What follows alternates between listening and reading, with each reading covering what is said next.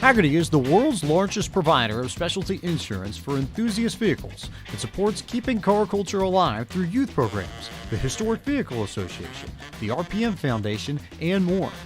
Hagerty is home to key programs such as the Hagerty Drivers Club, Hagerty Drive Share, Hagerty Valuation Tools, the Hagerty Drivers Club magazine, and much, much more. For more information, visit their website at hagerty.com.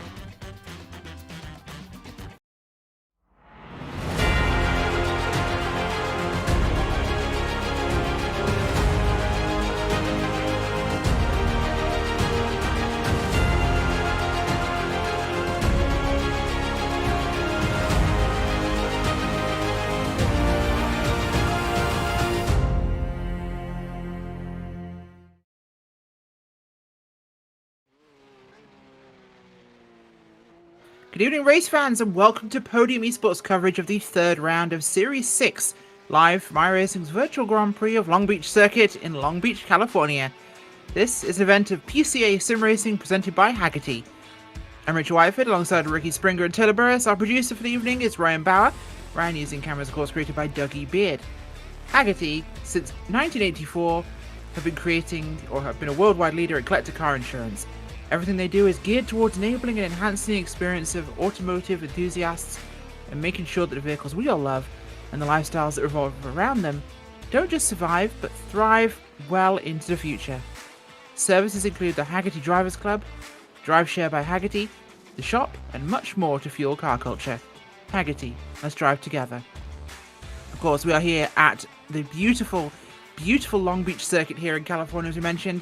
This track is 1.96 miles long, 11 turns, and it opened, it was first run in 1975, running for 30 minutes, of course, as always. But this track, of course, is going to be, dodging around my trigger word for tonight, of course. We've got Ricky here. Ricky, street circuit, no runoff, no room for error.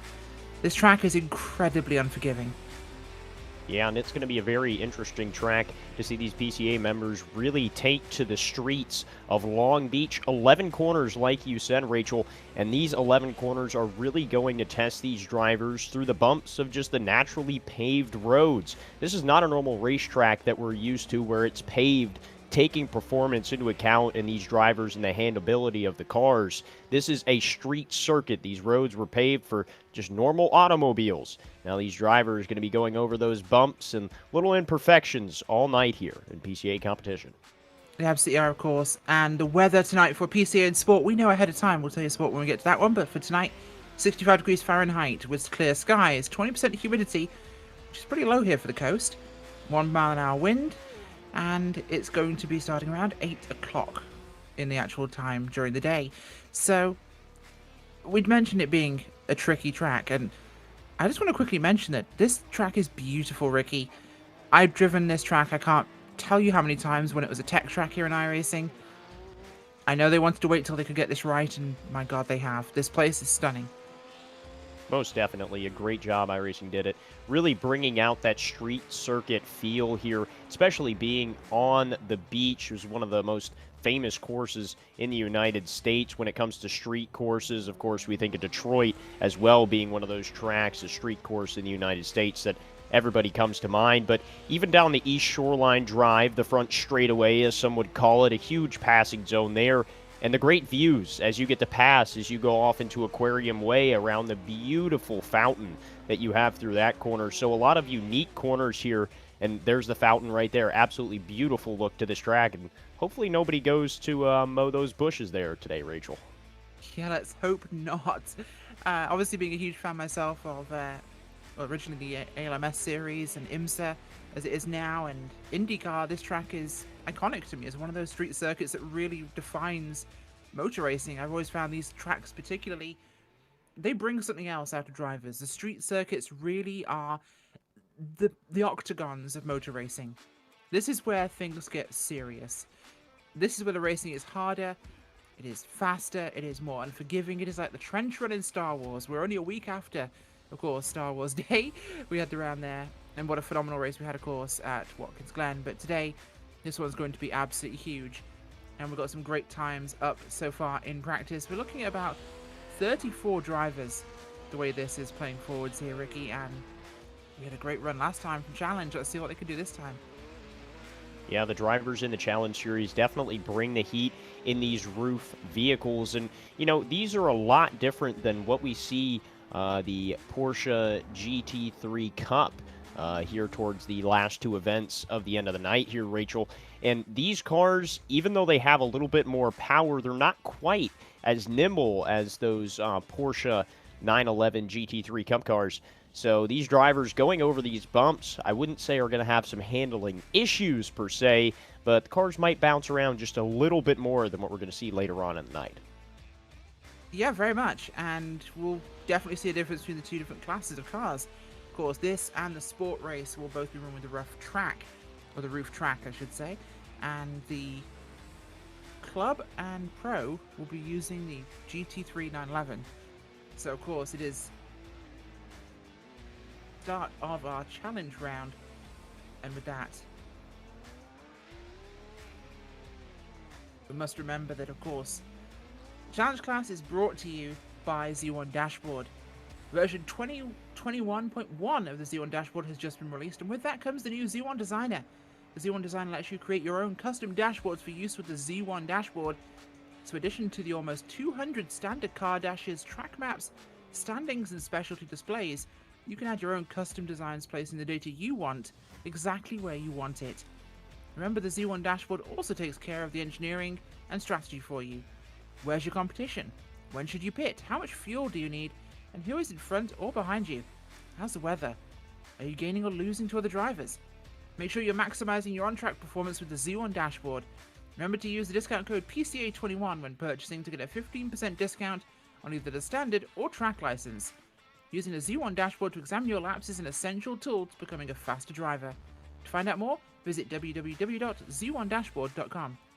And with that, we are heading to the start of our pace lap here. It's going to be a pretty short one for us, so we're going to run straight to your starting grid here of this round. Starting up front, it's going to be Glyn Dennis from zone number 2, with P2 being zone 6's Volker Krebs. Third place, zone 10's Andrew Hillman. Fourth place, zone 5's Aaron Nations. Fifth place, zone number 1's Terrence Tong. Sixth place is zone number 10's Stephen Kemp. Seventh, zone 6's JR Gregory. Eighth, zone 4's Avjit Barar. Ninth, zone number 3 is David Purdy. And P10, zone number 9 Scott Rogers. Rest of the starting positions will come up on your screen in just a second, as Ricky, we're getting ready to go green here at Long Beach for the first of our 4 rounds. I have been waiting all season for this. This is a race I have not wanted to miss, and I'm so excited we're all here to see this one. For certain, and these drivers have a lot of room going off into turn 1, Rachel. Almost 5 to 6 cars can fit side by side as they dive off into turn 1 down the long front straightaway here at Long Beach. So these drivers, we're going to have to see if they're going to go for it or if they're going to be quite tame like we saw at Watkins Glen. Of course, it was a surprise to me. A lot of drivers stayed single file and tried to keep their cool through turn 1, which is one of the most iconic passing zones for shooting a dive bomb later on in a race, even on a restart. So these drivers stayed pretty tame last week, but turn 1 at Long Beach here is very tempting, Rachel. It absolutely is, and the cars get moving here, ready to start this race tonight. I cannot wait for this one. It's going to be exciting. I cannot wait. This is going to be amazing. Coming through this big final bend here, which is, of course, Le Gassame, down here at the bottom end of the track as we come up towards the fountain turn before Shoreline Drive and our run down towards the start of this race. It's going to be big. Green flag waves. Field is running here, and it's a pretty temperate start by the drivers here. Front 6 or 7 cars really making a good jump here, as further back, a lot of cars still getting through the... Oh, we have cars stopped, we have cars moving. No actual incidents, but a lot of cars choked up at the actual hairpin there. Weren't getting through in time as the field very split. Through the race comes Glyn Dennis now, making a good break through the fountain. He'll come with a good 3 car lengths gap there to the cars behind him. Everyone's just trying to find their run here.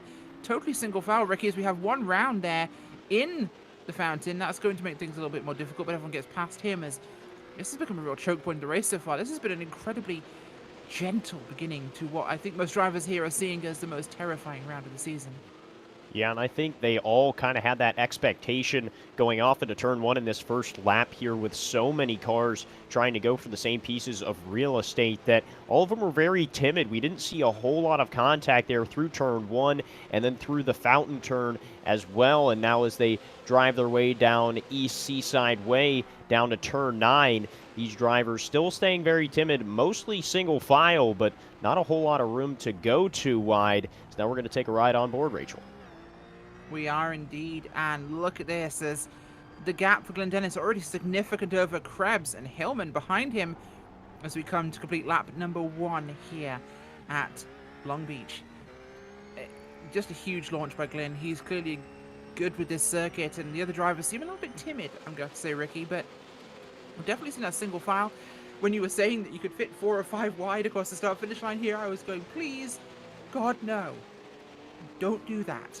And thankfully they heard our message, or they heard my silent prayer, because they did not do that. As coming to the fountain for the second time in the field now. This is definitely shown to be a very daunting circuit, I think, for a lot of these drivers, and we're seeing that exact thing displayed here.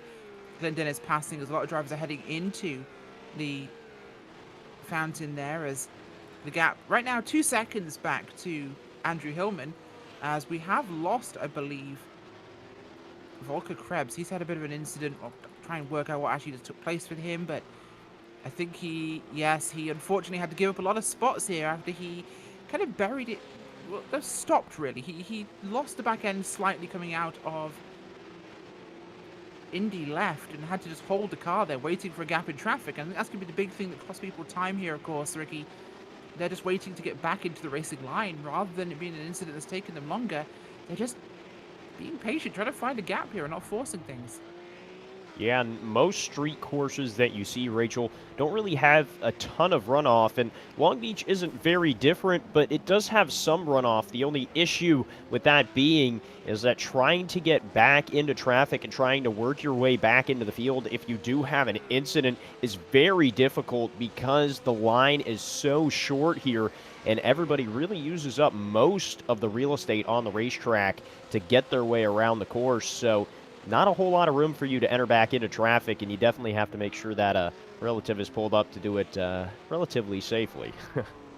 Very much so, and I don't know how many drivers we have from California in this race, but I'm not seeing a lot of LA drivers in this race tonight. Everyone is driving like they're out east on a nice country road somewhere.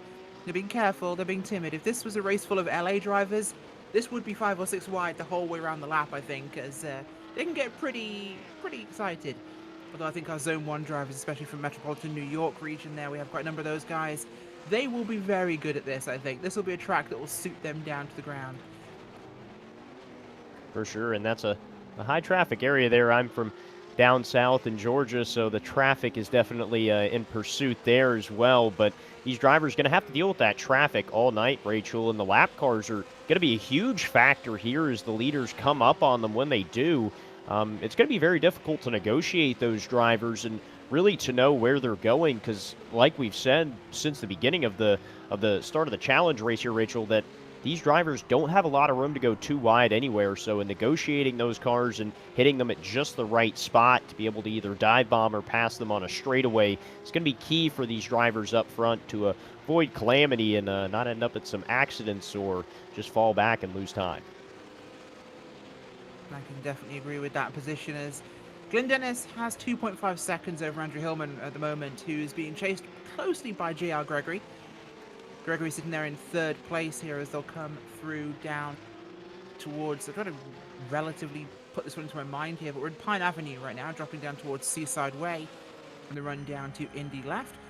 This track on the actual car level is such an intimidating place. You have to have a certain knowledge of this track, Ricky, I think, to be able to get around here quickly. Getting around here at all requires knowledge of the track, but this is like turn 2, 3 at Road Atlanta. You got to have faith that you know where that turning point is, because a lot of these corners you are turning and then immediately turning again, not actually seeing where you're going. Yeah, and it's very different from most of the other tracks. You brought up Michelin Speedway Road Atlanta, how it's a very blind track because of the elevation change. But here at Long Beach, that's not quite what we see. It's because of the walls and the actual obstructions on the course of why you can't see the corners. I mean, the final corner, turn 11, is a very good indication of that. You're turning in and have absolutely no idea where that exit wall is and no clue how much speed to carry. And then, of course, through 9 and 10 as well, both of those corners, you really don't know where you're going unless you have some practice on the track, which, as you can see, most of these Roof Challenge drivers have gotten their practice in and are all in fairly good spots as they drive around the course. But definitely a track that practice will pay dividends here throughout the race. Completely agree, as we've got some action running around here as Kim Frick's race will change slightly there. He gets turned around just coming down to Pine Avenue. That will get him out of position here for a moment as we get a bit of a choke up there. What we had was a bit of action on the track. Avjit Barawa currently running in your 7th position at the moment, running with Benjamin Loving behind him. Those two are battling for position as we head towards Indy left. Really close racing on a street track like this, and it looks like it's spread out for someone like Watkins Glen, but this is on top of each other when it comes to a track of this nature. Any closer and you are getting in the way of people when it comes to something that's tight and confined. This final corner, an absolute nightmare actually. This is probably the hardest corner there of any corner on a street circuit. It's just a blind 180 that you have to come all the way around for. It's such a short amount of space. But I think turn 1's braking zone is super, super heavy here. You'll see them coming in now. And it's a massive braking zone. It's really intimidating as they head down towards the Fountain. And Fountain as well. It's a very unusual corner. I've got to say, Long Beach is probably one of the world's most tricky street circuits. Yeah, and even, corners like we see the drivers coming out right there on the track. It's an off-cambered corner. Of course, I'm talking about turn 5, but it's very off-camber. As you come out there, the track kind of falls off towards the wall, and if you're not careful, you can get into the tire barriers very easily. But, I mean, even here through turn 8 as well, it's kind of that off-camber. And then, of course, through the Fountain corner right there, right off Aquarium Way, it's a very difficult corner, Rachel, because you really, as you go off into the corner, your exit kind of determines where you turn in at your apex. It's very unusual. It's not the typical apex your corner perfectly and you'll get the exit that you want. You almost have to run an awkward apex through that corner to really get a good drive off. And I guess the best line as possible would be as soon as you get dead center of the Fountain corner to just hold the wheel straight. And if you get a good enough exit, you should just be able to drive straight past that left side wall there.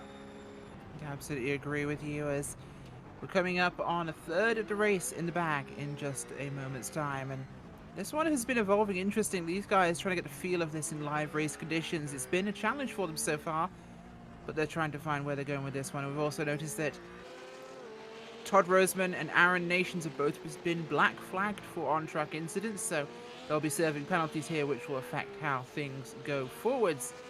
Look at our movers in today's race. Craig Smith is up 6th positions, 15th to 9th. We have Stacey Iwata, who is up about 5 positions as well. We have up 8 positions, Stefan Iridaka. He's moving as well, as is Craig Sutter, who is up from 27th to 19th. So some big movement on the racetrack by some of these guys trying to get their perhaps not qualifying results they wanted and turn those into actual race results they really want to actually use here. As this has definitely been an evolution I'm seeing from some of these guys. As this race has gone on, we've seen that very timid start begin to evolve into some racing.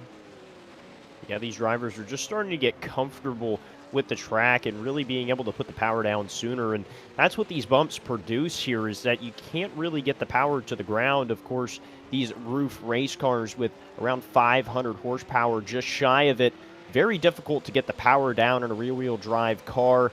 Trying to go over bumps, it's very difficult. And as you can see, the patchwork on the roads as well, iRacing does a great job at laser scanning the tracks to get all of them little divots that are out there on the racetrack. And you can see the front end of the car bouncing around as a lot. But these drivers just have to get comfortable here, Rachel. That's all it's going to come down to, is the comfort of the drivers throughout the race. We're going to see that all night of probably slower lap times towards the beginning of the race. And as the race continues to go on, more rubber gets laid down as well. These drivers are going to start picking up on speed. That would be my interpretation of this as well as this plays forwards. Glenn Dennis's gap, by the way, is 2.8 seconds. He just had to dodge a car sideways into the Indy left, as I believe that was the 22 who'd gone around a little bit further back there. But nearly 3.3 seconds now, actually, as they cross the line. 3.3 seconds over GR Gregory, who has passed Hillman. Hillman dropped back a couple of spots. It's Gregory now in second place with Terence Tong in third. Terence Tong is new, of course, to this season. He changed, I believe, last week, or he joined Challenge last week, and he's already showing strong performance here. Fifth on the grid to third currently in running. Seems to be a standout track for him. Yeah, and a great job at the Glen last week as well. Started in the 10th spot, started in the 18th spot, ended up coming home in the 10th spot. So very strong performance from that 388 machine from Zone 1. And, you know, these drivers coming new into the series, it's very difficult, Rachel, to be as quick with the competition of these drivers in PCA competition. Absolutely correct, as they will keep pushing this thing. But all of this is just helping. This fighting, these changing positions is helping Glenn Dennis looking to get that second result he really, really wants here. And it's showing to be a strong season and challenge for Glenn Dennis. Of course, we were mentioning just before the broadcast, but he is a rookie on iRacing's road service. But one of those guys who's really showing very strong performance. Yeah, you know, it all comes down to as well of what you drive in your spare time in real life as well.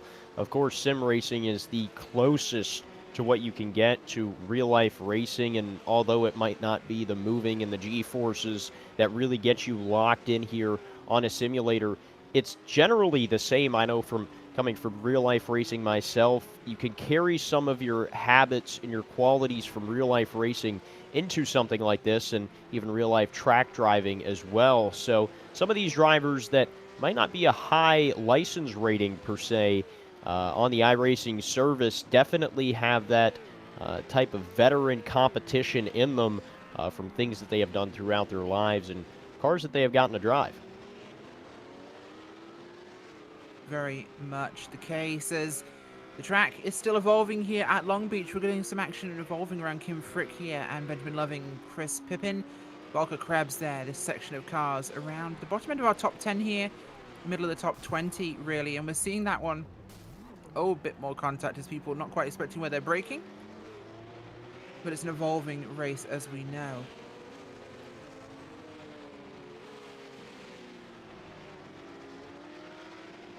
Up towards the front, that gap for Dennis is come back down again. It was 3.3, it's now, no, actually no, the timing just updated. We're back up to 5.4 now. This is absolutely getting huge, really, really increasing out on the racetrack. And well, folks, as we're about to cross the halfway point of tonight's challenge class race, it's time to bring you the Midway race report, brought to you by Z1 Dashboard. And as of course version 2021.1 of the dashboard has come out, and with it comes the new Z1 Designer. The Z1 Designer lets you create your own custom dashboards for use with the Z1 Dashboard. So in addition to the almost 200 card standard dashes, track maps, standings and specialty displays, you can add your own custom designs, placing the data you want exactly where you want it. Remember, the Z1 Dashboard also takes care of the engineering and strategy for you. Where's your competition? When should you pit? How much fuel do you need? Who is in front or behind you? How's the weather? And are you gaining or losing time on other drivers?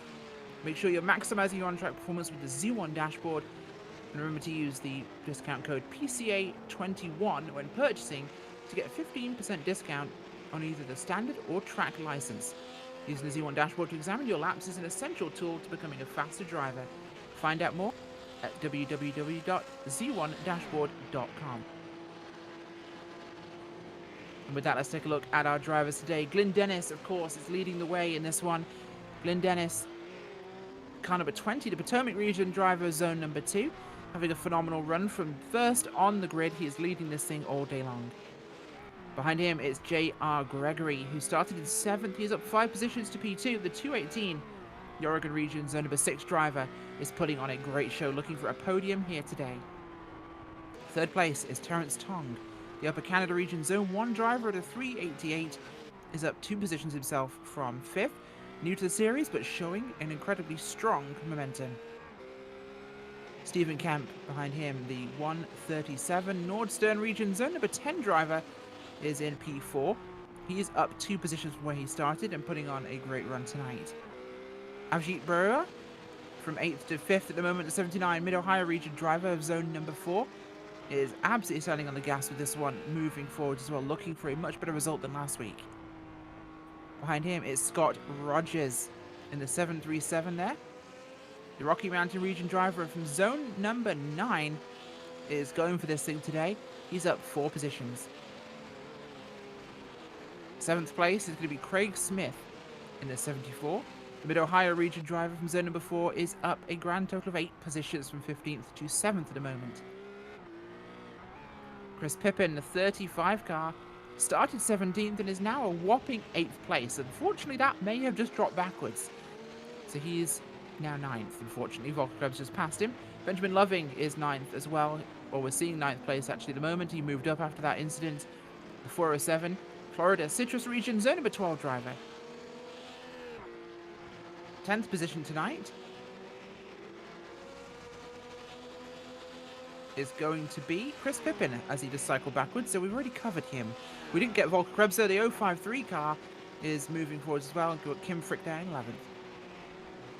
Yeah, and in the 12th spot is going to be Andrew Smiley, the 167 machine. We can get him popped up right there from the Valley region of Zone 1. Beautiful purple paint scheme right there for that driver. P13 going to be Andrew Hillman in the number 13 machine. Kind of fitting, double 13s there. Hopefully the luck does not stay there and he can move his way up from the 13th spot. Some damage to that machine as well from zone 10 down to the 14th spot. It's going to be the 986 of James Hemming. And he is just sporting the black paint scheme out there, but from the Chesapeake region of zone 2, again in 14th, 15th spot. Going to be Stacy in the number 21 machine, as from the Canada West region of zone 6. The 16th spot is going to be Jack in the number 2 machine, just outside of that top 15 from the Chicago region of zone 13, not missing that bright green car out on the speedway. 17th spot going to be the 34 of Jeff Lushway, as he is going to be just inside of the top 20 here from the Hutchin Champlain region of zone 1. 18th spot is going to be the 33 of Craig Shutter, as we're down to, I believe timing and scoring had reset there. My apologies, but the 33 of Craig Shutter in the 18th spot from zone 5. 17th spot, I believe, had gotten shuffled around there, but we'll move back down to the 19th spot, and that should be the 248 of Ankerberger Son. And yes, it is from the northeast region of zone 1. A little bit of damage to that car as well. And then finally rounding out your top 20, the number 55 of Andrew, as a very sporty, clean-looking car there, Rachel, but he's from the Rocky Mountain region of zone 9. He absolutely is there. And 21st tonight is going to be Daniel Dugas, the 22 car Hill Country region zone number 5 driver, is moving this thing along very nicely tonight. He's up 8 positions from where he started.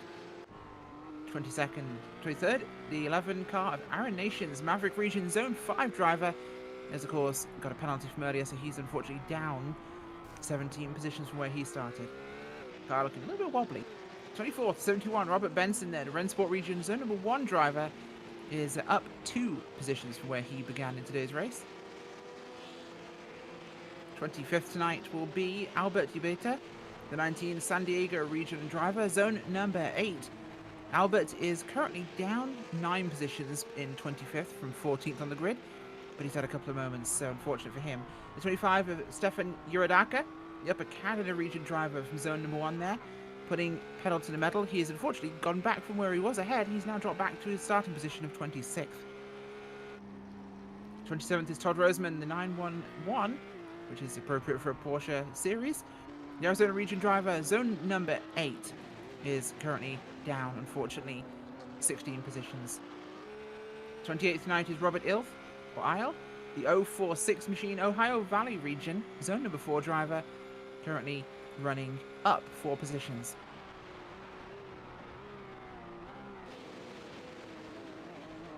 29th tonight will be Greg Palmer. The 18 car, the Milwaukee Region Zone 13 driver, is up 4 positions from where he began, next to last on the grid, and has moved his way up to 29th. 30th will be Chris Ramirez, the Lone Star Region driver. He's no longer in the session there, and I believe we do have David Purdy, who's currently running in 31st, the 010. Peach State Region driver from zone number 3. He's currently running down at 31st. He's unfortunately had some incidents tonight, as I believe he will be our last car on the track tonight. So we'll be going to, of course, mention this concludes tonight's Challenge Class Midway Race Report, brought to you by Z1 Dashboard. And folks, I actually got something pretty exciting to tell you from today's race. Something I had been mentioned to beforehand, but just brought to my mind. Tonight we're announcing the PCA Long Beach Challenge, and you can complete Wednesday's Long Beach race with 0 incidents, and you will get a PCA Sim Racing baseball hat, compliments of Hagerty Motorsports. Those hats, of course, will be mailed out to the winning drivers at the end of the month, so good luck to all drivers. And we currently have 14, Ricky, on the racetrack who are still eligible for their hat.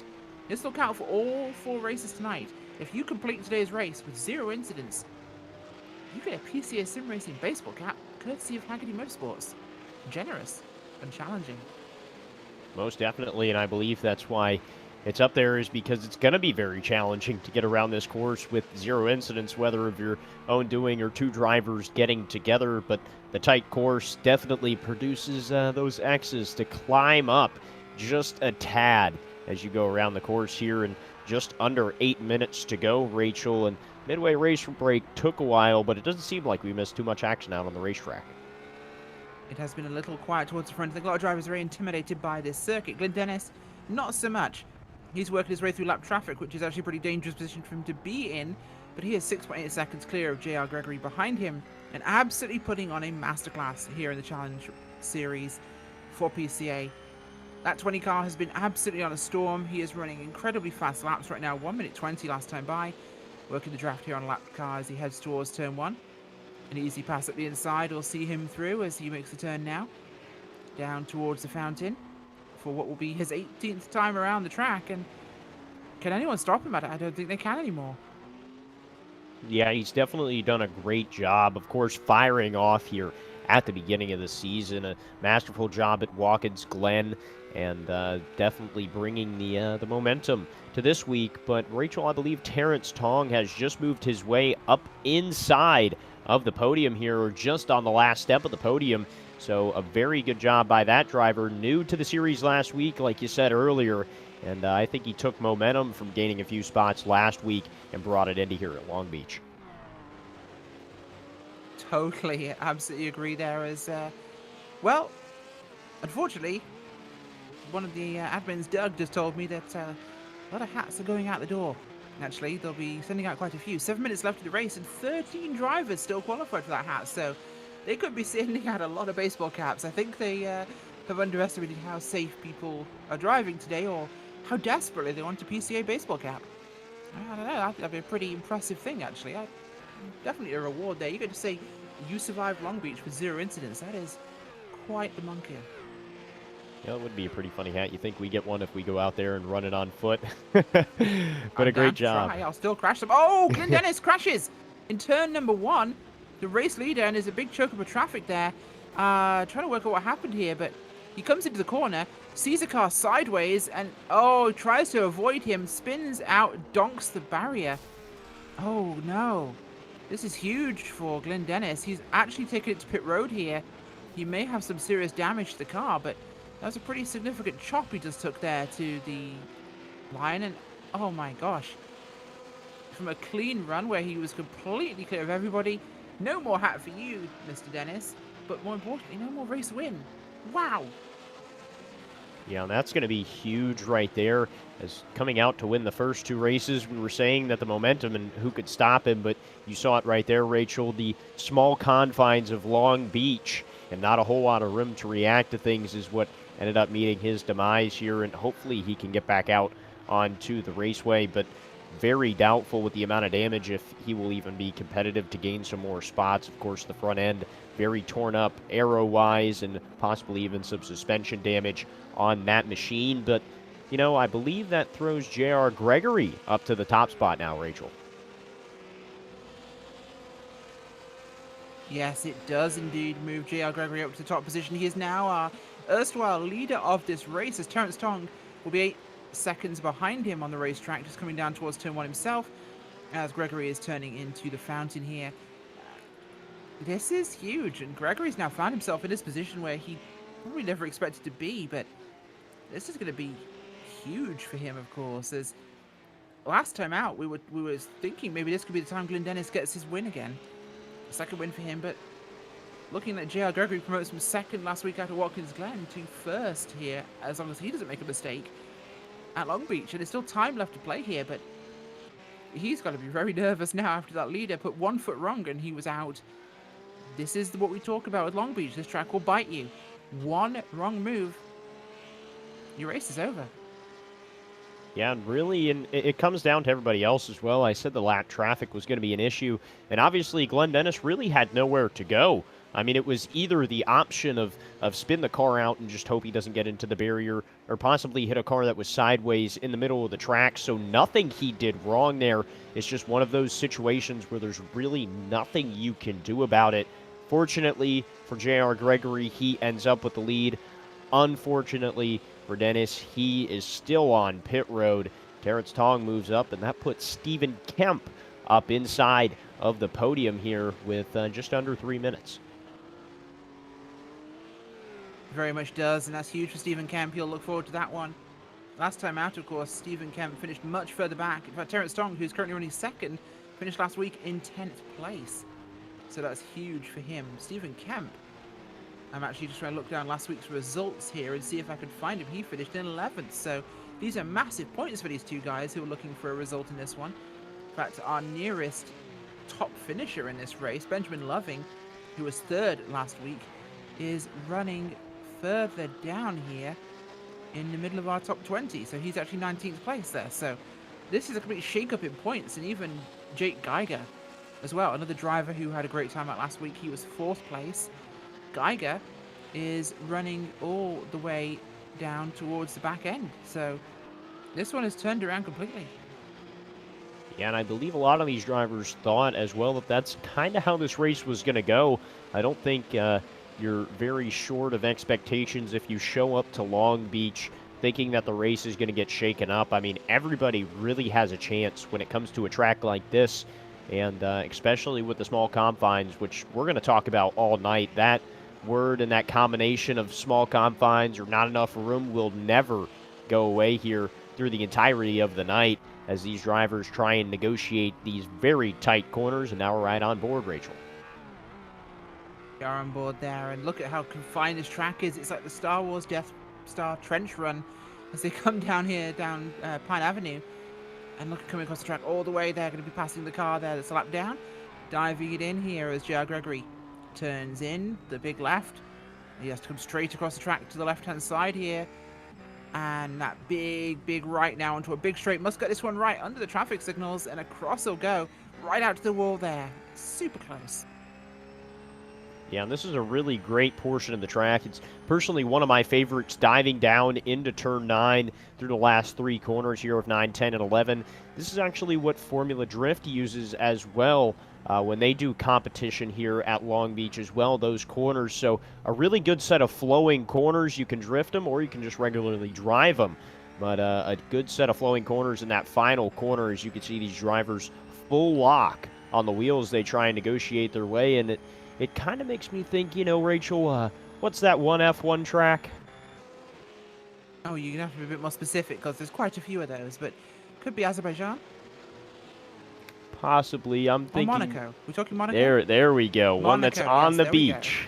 Yeah, Monaco. Is this kind of the American Monaco? What do you say? Long Beach, or are we going to go for St. Pete's? Yeah, I think Long Beach. Of course. Although, to be fair, St. Pete's does actually have an airfield as part of it, so it's mostly a street track, but it is very much, yeah, this is probably more streety. Long Beach, the American Monaco. Not sure if we heard that moniker before for it, but I'd say it fits. On the beach, it's tropical. It's very Mediterranean down here in Southern California, so you got that vibe going as J.R. Gregory now coming in. We're going to have not much time left. In fact, the clock is up. This will be the last time around for J.R. Gregory here. Final lap, and he'll come across here. Last time through Indy left. As he'll come up now towards that corner. And the last time here through Le Gasame, which I have to assume is a restaurant nearby. Only sense that makes. As up now towards start-finish line. This will be the big one here. A huge, huge run they've had. And it's going to be the win here for J.R. Gregory. A fantastic race tonight. What a stunning run we've had. This has been absolutely huge. Although he does seem to be... No, he's slowing down. Yeah, this is it. An amazing race from J.R. Gregory. Absolutely. Yeah, masterful performance there. And, you know, he can't hang his head and say, oh, well, you know, if the leader didn't get wrecked, that's part of running at a street course like this. And you have to put yourself in the position and keep your car clean the whole race in case something like that happens. So J.R. Gregory with a masterful job to get the win here in our first race out of many here tonight, Rachel. Absolutely is. And, well, as the drivers here are coming out of Le Gasame to finish this lead lap, we're seeing those last lead-up drivers. Sergio Wata being the last one in 13th place here, just coming up towards Indy left. This has been huge, and obviously talk of the race is that one incident by Glenn Dennis, but we have our final results in from Doug, as we have 11 drivers with 0 incidents, so there's 11 hats. They'll be provided very generously by Hagerty Motorsports. PCA baseball caps going out to 11 drivers who survived here at Long Beach in the challenge race. And with that last driver coming across the line from our lead lap, we'll go to your post-race results here. J. Gregory takes the win with Terence Tong in second, Stephen Kemp third, Avjit Barawa in fourth place. Fifth place, Scott Rogers. Sixth, Volker Krebs. Seventh, Craig Smith. Kim Frick in eighth, and Chris Pippin ninth, with Andrew Hillman in 10th. The rest of those results up on your screen. Folks, do not go away. We'll be coming back to you in just a few minutes' time with your sport class.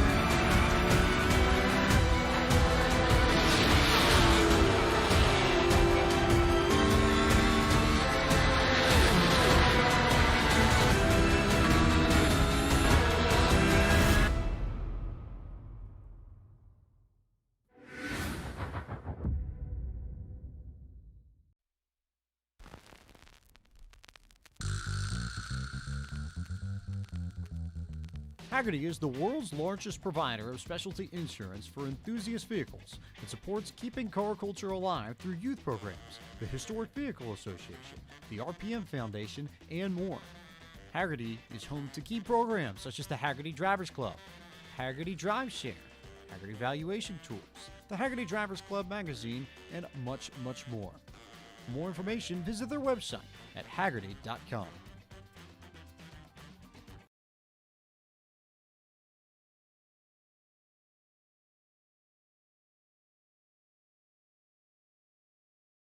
Roll it, okay? Okay.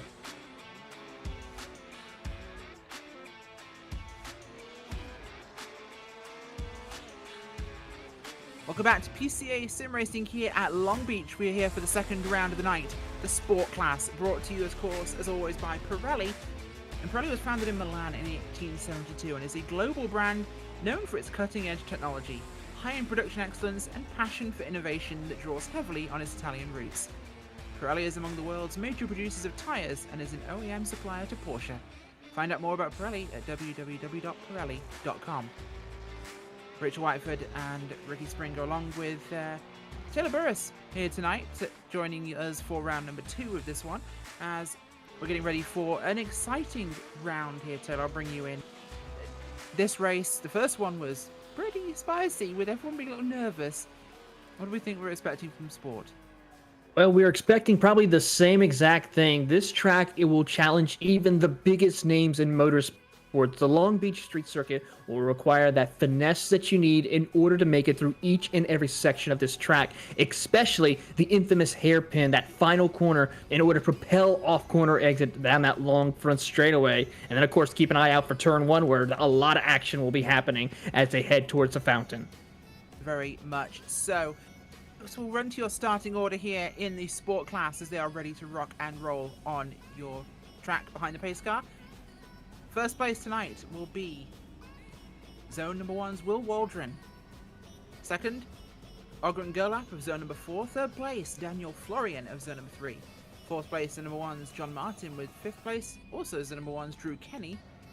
Sixth place, Gregory Sampson of Zone 5, with his zone mate Will Kelly in 7th. And their other zone mate, Jason Brodigan, also of Zone 5. It's the Zone 5 party in 8th place. 9th place, Ben Lung of Zone number 1, with 10th place being Zone number 3's Curtis Crummell. 11th place tonight is going to be Arne Klassman of Zone number 8, with 12th Zone number 1's David D. Palmer. 13th Zone number 8's Moaz Mardini. 14th Zone number 2's Ryan Rapalas, with 15th Zone number 1's David Snelling. Rest of those results up, starting positions up on your screen. Ricky, we've already seen one race. Are we going to see a different start here? Is this going to be the spicy one? The spicy meatball of the night, so to speak?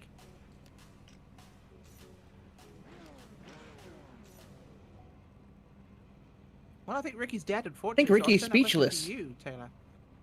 He's speechless about this. He doesn't know what to expect with the start. No, neither do I. I'm thinking we're going to have the same sort of timid, nervous, oh god, it's Long Beach, oh god, start as we got in Challenge, or we're going to see, woo, Long Beach, let's go for this thing. I think it's going to be a mix of both for the most part. I mean, a lot of these drivers in this field, in the sports class, have a lot of good skills. I mean, a lot of these drivers are A and B class drivers in the iRacing service. So keep an eye on them and see what they can accomplish, especially when they head toward those first couple of corners.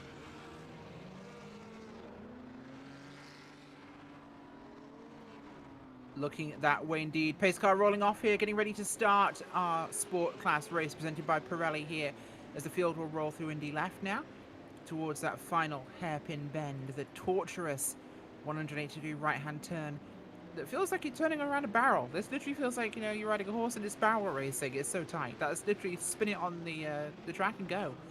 Surprised no one handbrake turns it. Green flag will wave here. Will Waldron leading that field forwards as it's already 3 wide behind him. Yep, they're going for the spicier start here as we head up towards turn 1.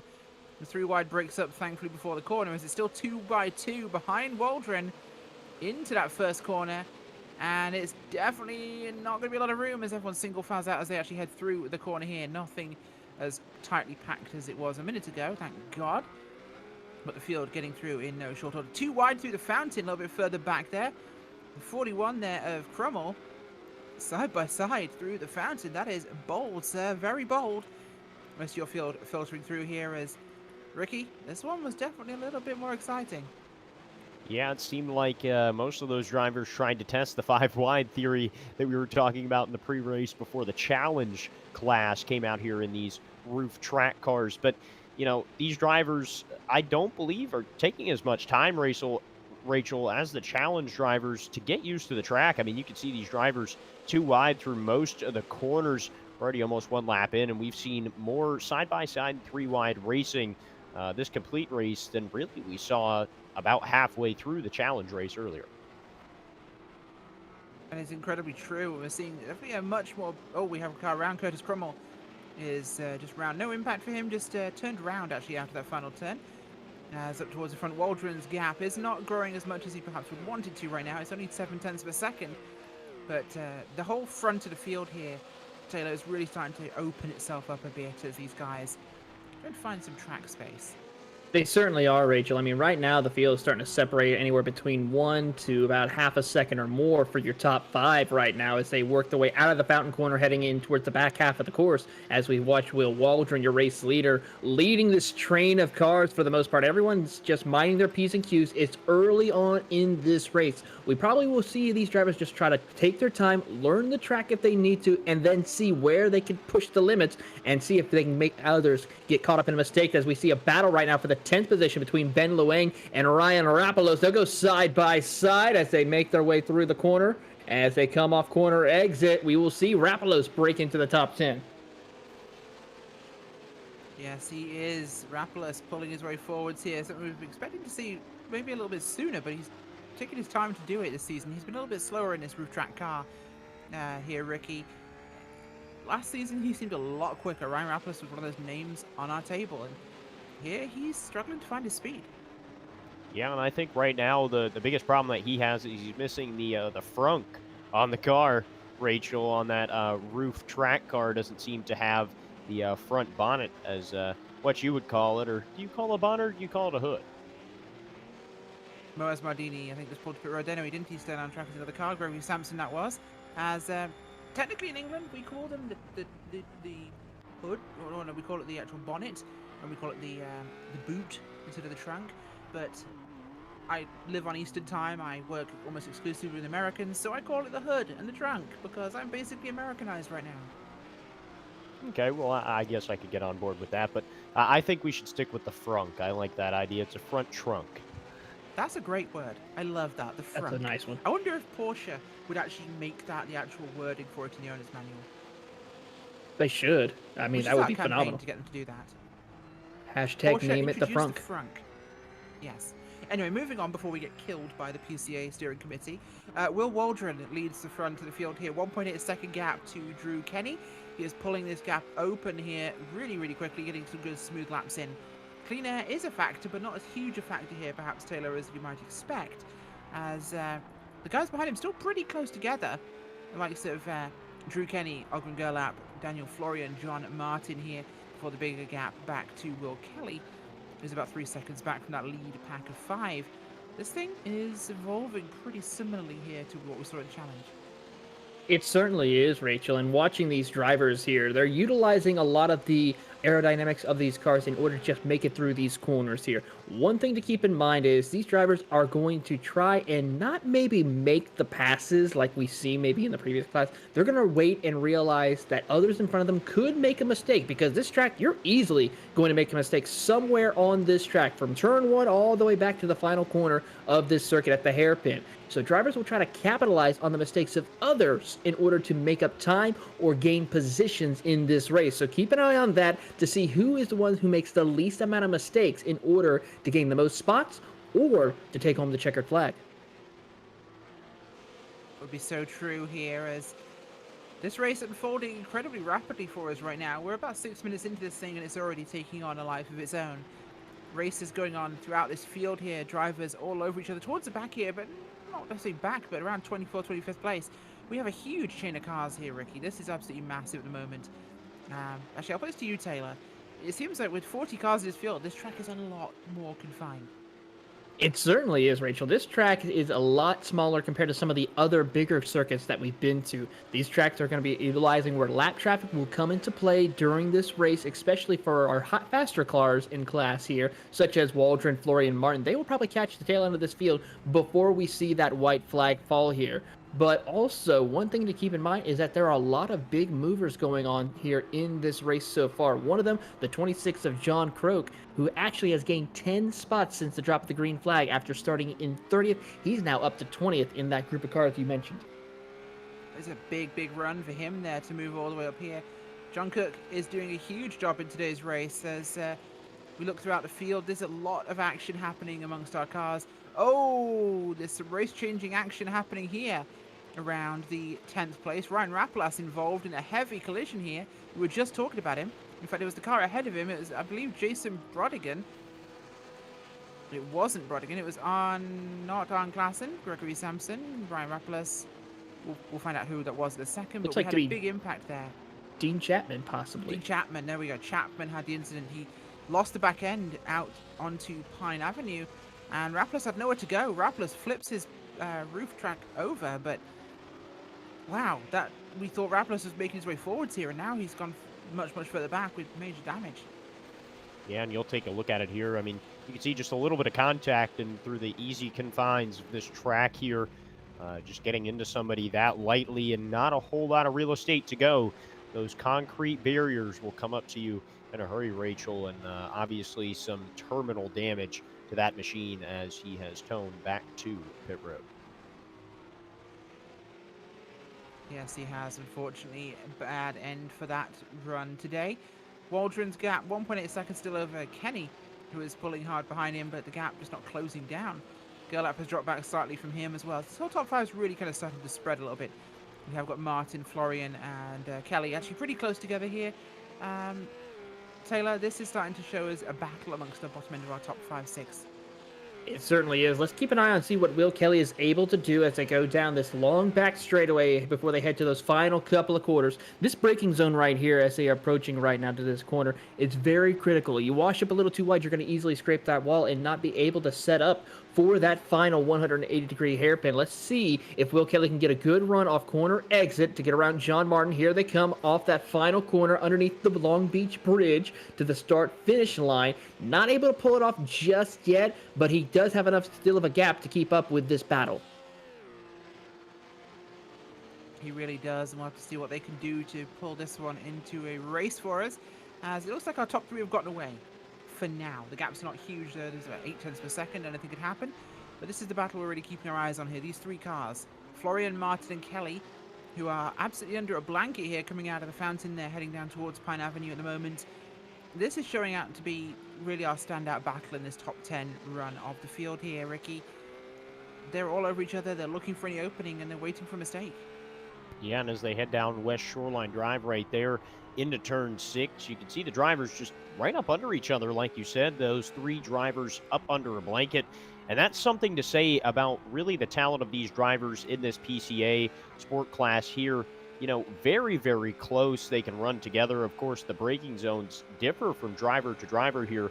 It's one of those interesting tracks, Rachel, where you can see a braking zone be anywhere from, I'd say, 50 feet at max difference between different drivers and where they decide to brake for some corners, especially coming into this final corner. We've seen quite a bit of contact, just a couple little taps with drivers not quite knowing the braking zone of the driver in front of them. That's exactly what we're seeing. It's one of those little moments, I think, where people are just trying to find the right way here, and it's not quite what they were looking for, not quite what they were expecting, perhaps, I think is the best way to describe it.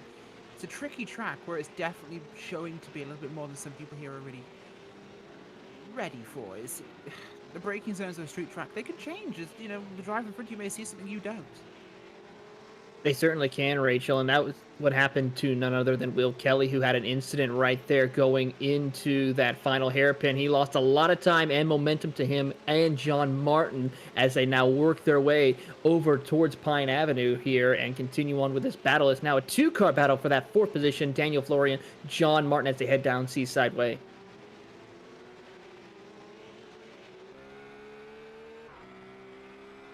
Doing just that, and Keep our mind on these guys here. It's very exciting stuff we're seeing. These cars all over each other at the moment for the race, and it could go either way. We could see a whole change in this grouping, but something like we saw last time out could happen towards the front end, especially once we get around traffic. That would be a big thing for us. In fact, I think I saw a couple of cars bobbling there, so there's still plenty of time for things to change. Yeah, and there's definitely still a lot of time. I apologize, Racer, for cutting you off there, but there's still a lot of time in this race. And one thing I would like to hit on really quickly is Drew Kenny in the second spot last week at Watkins Glen did not have the finish he was looking for. 28th spot, started from 26th, is running in second, Rachel, and not losing too terribly much time to our leader. No, he is not. But, folks, it is time to quickly get the interviews for your challenge class before we head to the Midway race break here today. So first up, we have JR Gregory, who came home with the win today in challenge. JR, stunning run out there, consistent, you didn't make a mistake, and that's almost unheard of at a track like Long Beach. Oh my goodness. And that was plan A, and it panned out. And I am still awash in adrenaline right now, so I'm down about 30 IQ points, so don't judge me. We won't, but I will ask you a question. Just how scary is it for a driver to be thundering around this place, especially at the start of a race? Those tight corners, those blind apexes. So what does it do to your mind when you're thinking, I'm out front? Oh God. Oh no, I'm out front.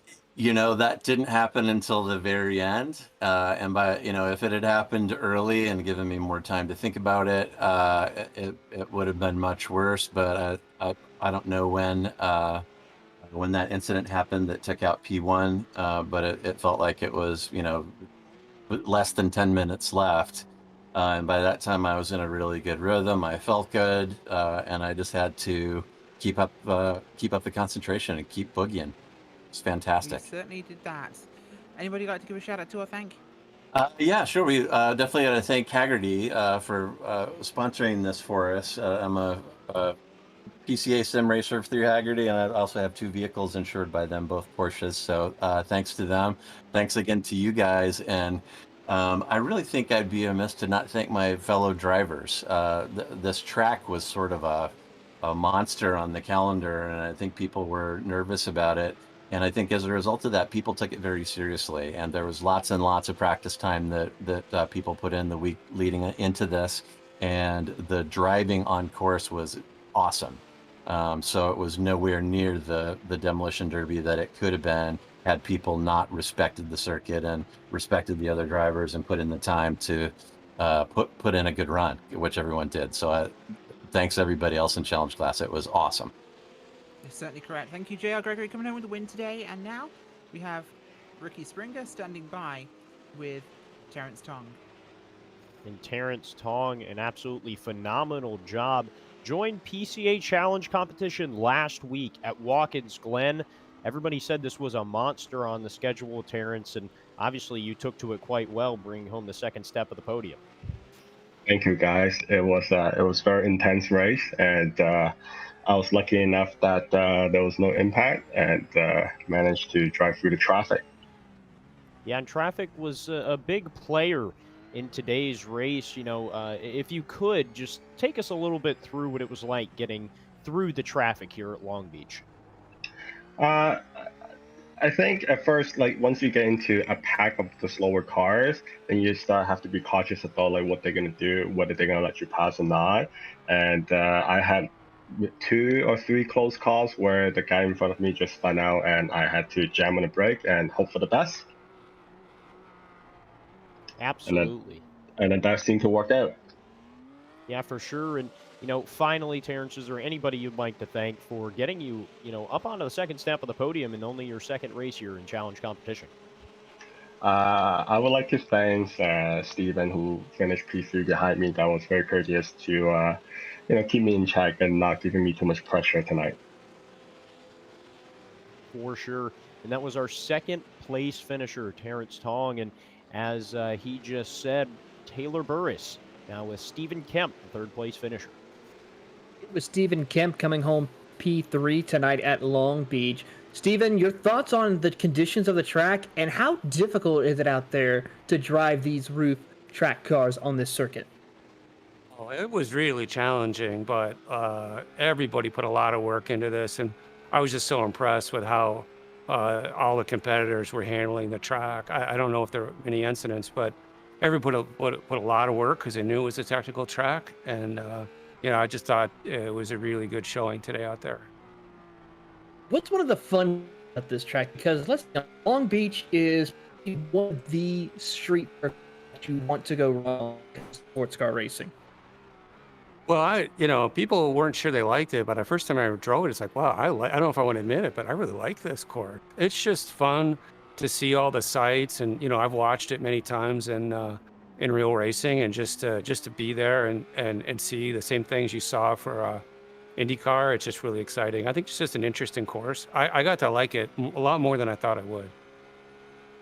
Steven, before we let you go, anyone thank you to?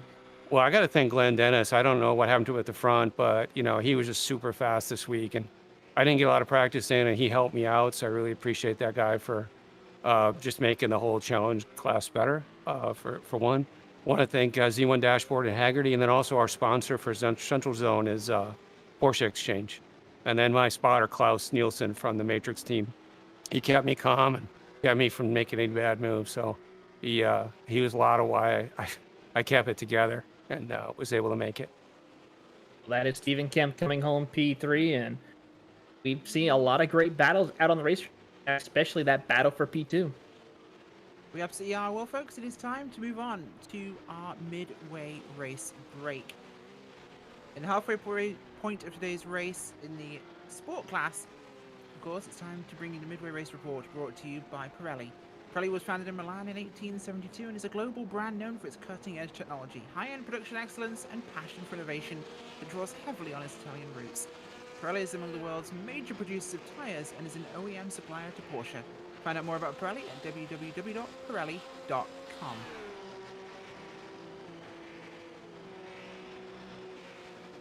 Hitting those numbers tonight. Leading the race in today's event, of course, is going to be Will Waldron.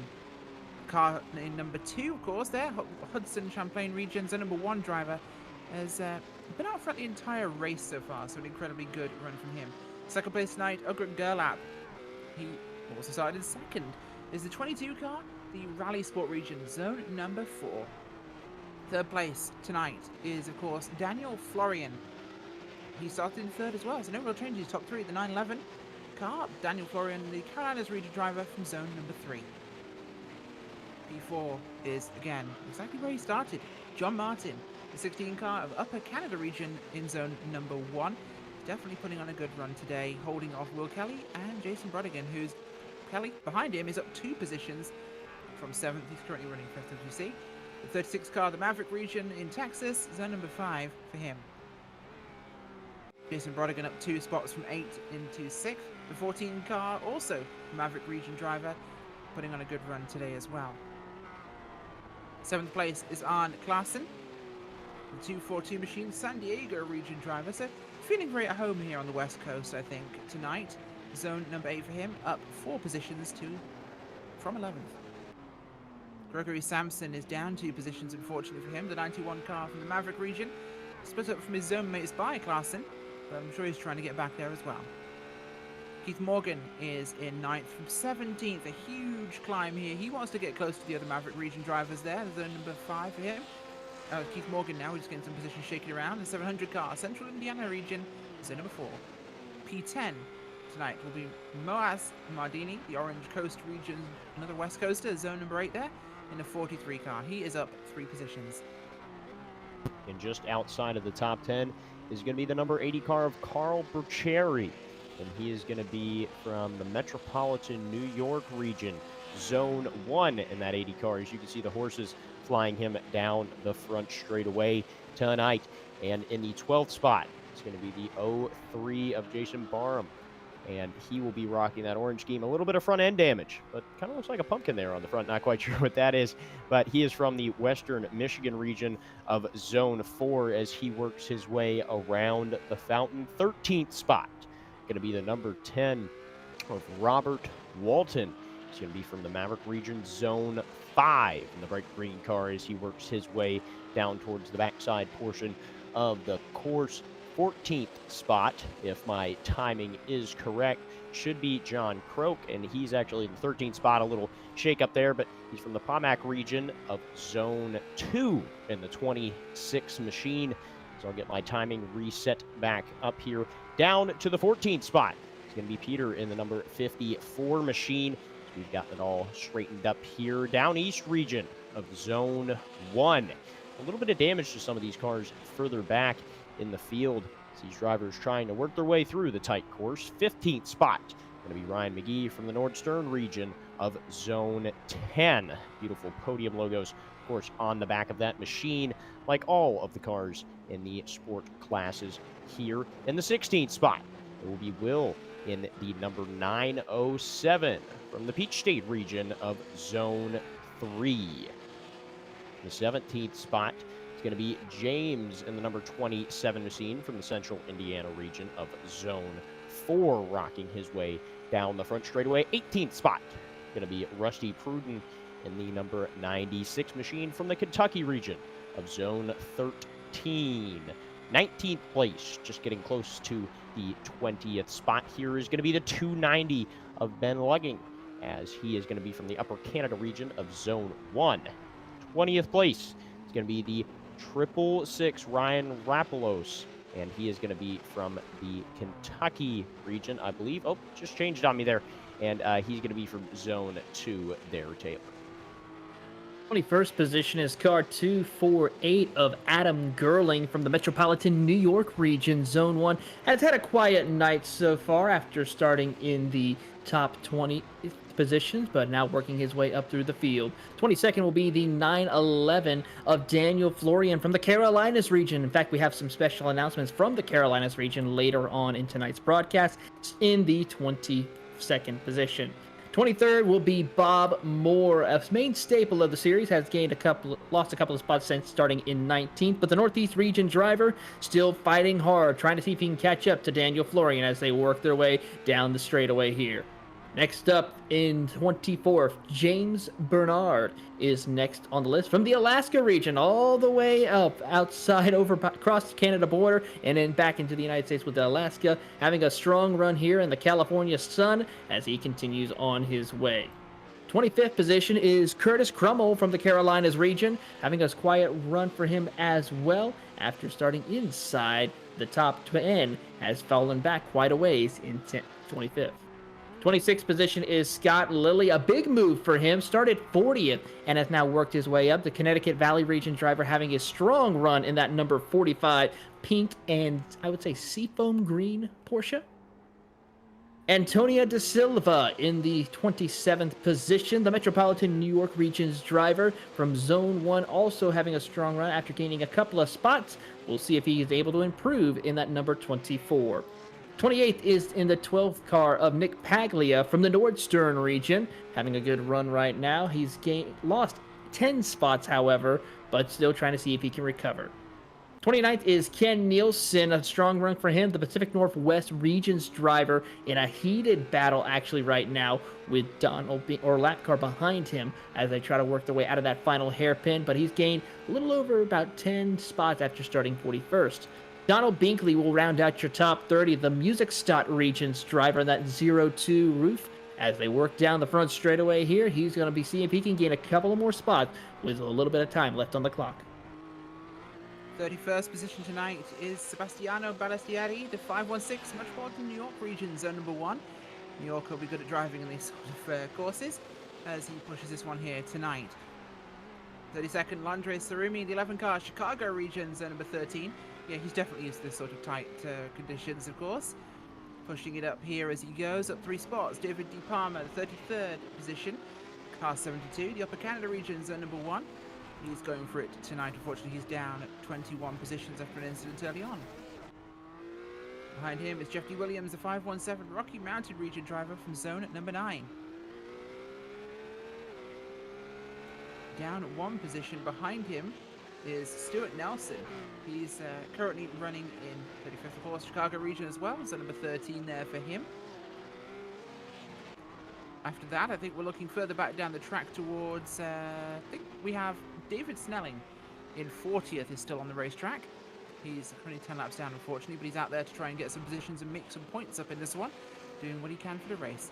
Well, that's the last of our cars who are on the racetrack at the moment. And this concludes tonight's Sport Class Midway Race Report, brought to you by Pirelli. With that, what's been happening further up the field? Will Waldron's gap is 6 seconds now. John Martin is up to second place. We've had some big shake-up.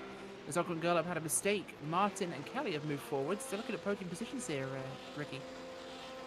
Yeah, and definitely a huge shakeup towards the front of the field. Almost completely flipped on its head from what we saw up at the front of the field. And something happened to Drew Kenny, as I spoke about him earlier, now in the 36th spot, showing on my timing and scoring. So had a good run going, was in the second spot, ended up getting into an accident or possibly a mechanical issue for that driver in his roof track here in the sport class.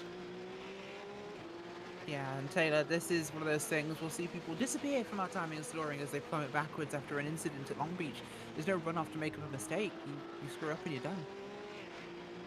It certainly is. You have to be careful with this, and this is the time where we will see that happening. With about 3.5 minutes left to go and three laps left to go in this race, it's going to be a matter of time to see who will have the stamina to continue pressing forward right now and see if they can find any way to gain positions. Right now, we only have about 18, maybe 17 cars on the lead lap. That just shows how fast Will Waldron is working through the field. He really is. That gap, 8.5 seconds to John Martin. Now, Waldron doing a phenomenal job. Let's not give him the commentator's curse. I will touch wood here to make sure that doesn't happen. But Waldron is putting on a masterclass. He's done a really, really solid run here. And I need to clarify something very quickly. If anyone's heard a meowing sound when I've been talking today during the broadcast, that's my phone. Yeah, unfortunately I can't silence that. It's my cat using a cat flap because it's a Wi-Fi one. Because we're modern. Well, Rachel, I think you're pretty good with that. I haven't heard a meow in the background. Excellent. That's perfect. I've been hearing it myself and been very nervous. So, if anyone wonder what the mechanical sound of meow was, it's, yeah, my cat using her Wi-Fi enabled toys. Well, the good news is the cat's out of the bag on this one, so we'll have to continue on.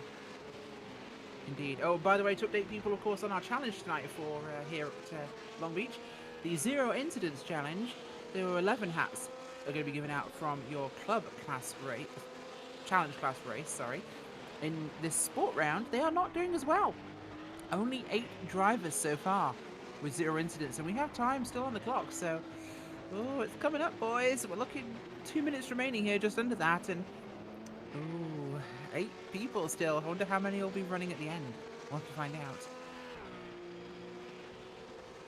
Yeah, we'll definitely have to see how many are running, and I think that might be a little bit due to in part what we saw in the start, Rachel. Almost 3 wide going off into turn 1. I think these drivers took a little bit from the challenge race at the beginning of the night and maybe thought they had a little bit more in the tank and tried to push it harder at the beginning of the race. And really don't think these next 2 classes we have for the rest of the night will be able to take anything from these roof cars. They're in the Porsche GT3 Cup cars, so a completely different animal going to be running out here. Absolutely, and different weather as well. We, of course, always know the weather for sport and for challenge is 5 degrees hotter here in sport than it was. It's 70 degrees Celsius right now. Otherwise, weather conditions very similar. So we always know what it's going to be like for challenge and for sport, and that helps the drivers, of course, predict what their car's going to do and work with the setup. They have no idea when it comes to club and to pro, so those guys have the extra challenge there, Ricky, of working out how to put that together and adapt on the fly. Yeah, and that's a very tough but a very good skill to have when it comes to racing in general, is learn how to adapt to different track types. And it's a very vast range that you can learn to be able to handle a car. I mean, definitely a hot track is going to be more of your sideways sliding, call it a greasy track if you would. The driver really sliding around a lot. It comes down to that car control and how well you are under braking. But we're really going to see what kind of temperatures and what the weather exactly, whether it's overcast or the bright California sun smashing down on these drivers, is going to have for them, and see what kind of handling conditions we're going to see throughout the rest of the night. Yeah, totally. That's something we'll be expecting to see as this one does go forwards, of course. Expecting a lot of difference there in club and in the pro races. But now the clock is running dry. We're going to have one more lap. The clock is up. In fact, that was, I think, is still going. I think Waldron is still driving. No, this is our last lap here. Waldron is on his last lap as we'll come through now the back half of Seaside Way here at the circuit, running down towards Indy left. This is the big final run for him. No lap traffic going to interfere now. 10 seconds back to John Martin, a huge gap for Will Waldron. And this will be the first time tonight. With one more corner, the guy who started on pole will take the checkered flag. Let's hope it's just as unpredictable for the rest of the night here at Long Beach.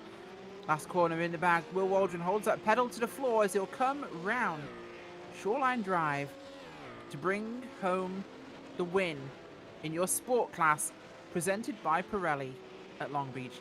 A phenomenal run there for Waldron. Absolutely fantastic running here.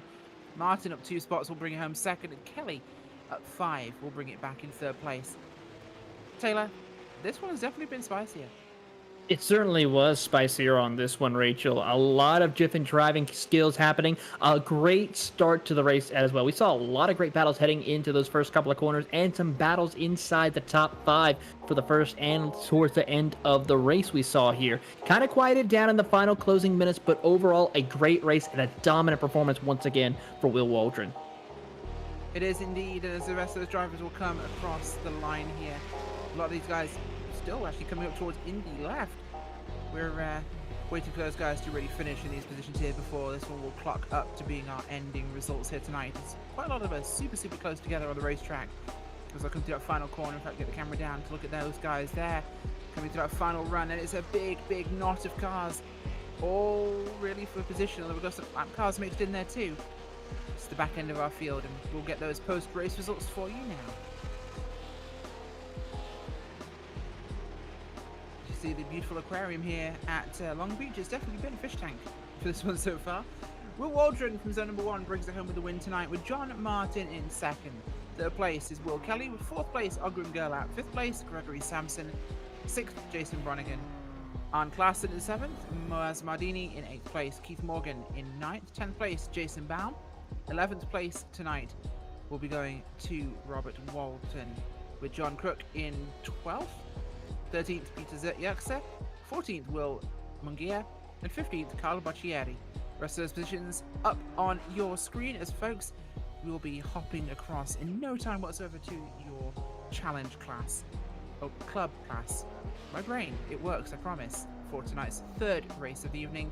Stay tuned, we'll be with you in just a second.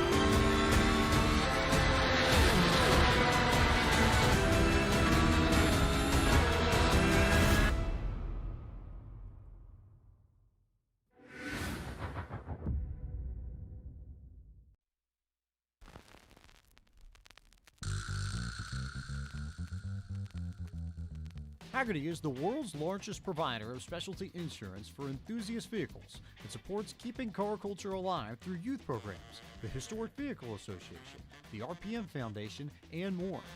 Hagerty is home to key programs such as the Hagerty Drivers Club, Hagerty Drive Share, Hagerty Valuation Tools, the Hagerty Drivers Club magazine, and much, much more. For more information, visit their website at hagerty.com.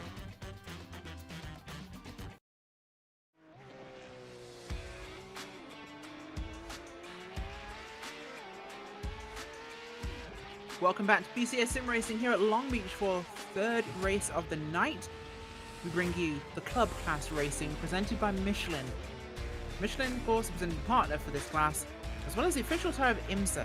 They also manufacture and sell tyres for every type of vehicle, including aeroplanes, automobiles, bicycles, earth movers, farm equipment, and heavy-duty trucks and motorcycles. Michelin also offers a full range of innovative services and solutions that help make mobility safer, more efficient, and more environmentally friendly. Find out more about Michelin at www.michelinman.com. www.michelinman.com. And with that, we come to wonderful Long Beach again with your club class cars, the Porsche 911 GT3s, and we're going to look at those grid positions here as the cars are sitting out on track. We get ready to hit our third race tonight. I wonder what this one will present to us. It's been different every time. Zone number 8 is Jonathan Waltman is leading off the grid here in first place. Second place, zone number 2 is Robert Rose. Third, zone number 5, Jean-Paul Lano. Fourth place, zone number 5 is Ian Simon. Fifth, zone 13 is Colin Schmitz. Sixth, Jensen Bennett of zone number 13. Seventh, zone number 2 is Daniel Rubel. Eighth, Jared Rodenhaver of zone number 2. Ninth, zone number 1 is Julian Velez. 10th, zone number 4 is James Hayosh. The rest of the starting positions will be on your screen momentarily as we get ready to kick it off here at Long Beach for the third race. Now, our weather tonight is different. We didn't know what we were going to expect. From clear skies and 70 degrees, we go to a cloudy skied 70 degrees with 2-mile-an-hour winds and 80% humidity. That's more coastal. That is more coastal, I think, Ricky. Yeah, absolutely. And more of a little coastal feel we got with the humidity, but the overcast is going to make these cars handle a lot better and stick to the track a lot more. Of course, the horsepower in the Porsche is a little different than the roofs. Over 500 horsepower in the roof cars, what we saw drive in the first two classes of the night in the first two races.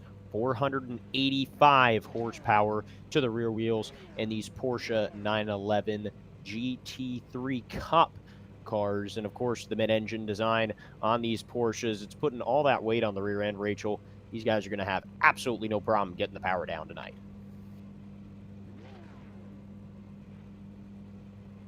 Certainly not. As Taylor, about to start moving with the grid here. What is your prediction for today's start in the third race?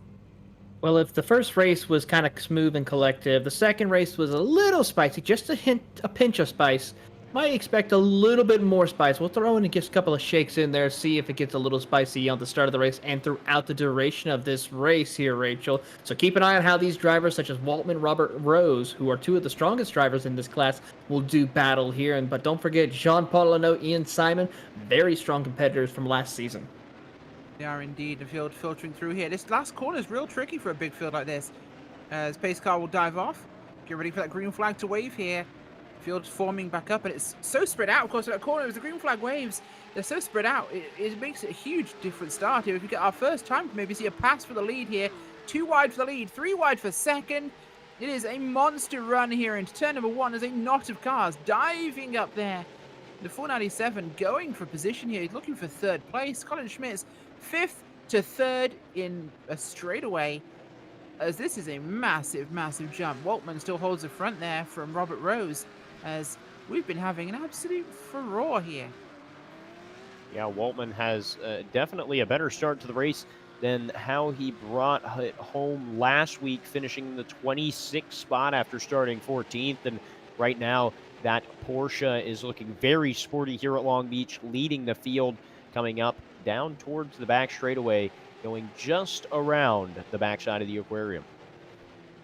They are indeed, and Taylor, that was definitely spicier. They were all over each other. In fact, the field still is here. We're getting passing on the rundown now towards Indy left. We're getting people all over each other here as this field is really rapid. They certainly are, Rachel, as they work through turns number 10, 9 and 10 right here. They're going to take that long sweeping corner before hitting right onto the binders to head through that 180-degree hairpin. Let's see who makes it out the best. Your top 4, top 5 doing it quite well. As we see no changes for position, but then we start to see the log jam now as they enter a little further back, a little bit of contact towards the back half of the field right now as they make their way out of that final hairpin to continue on their way.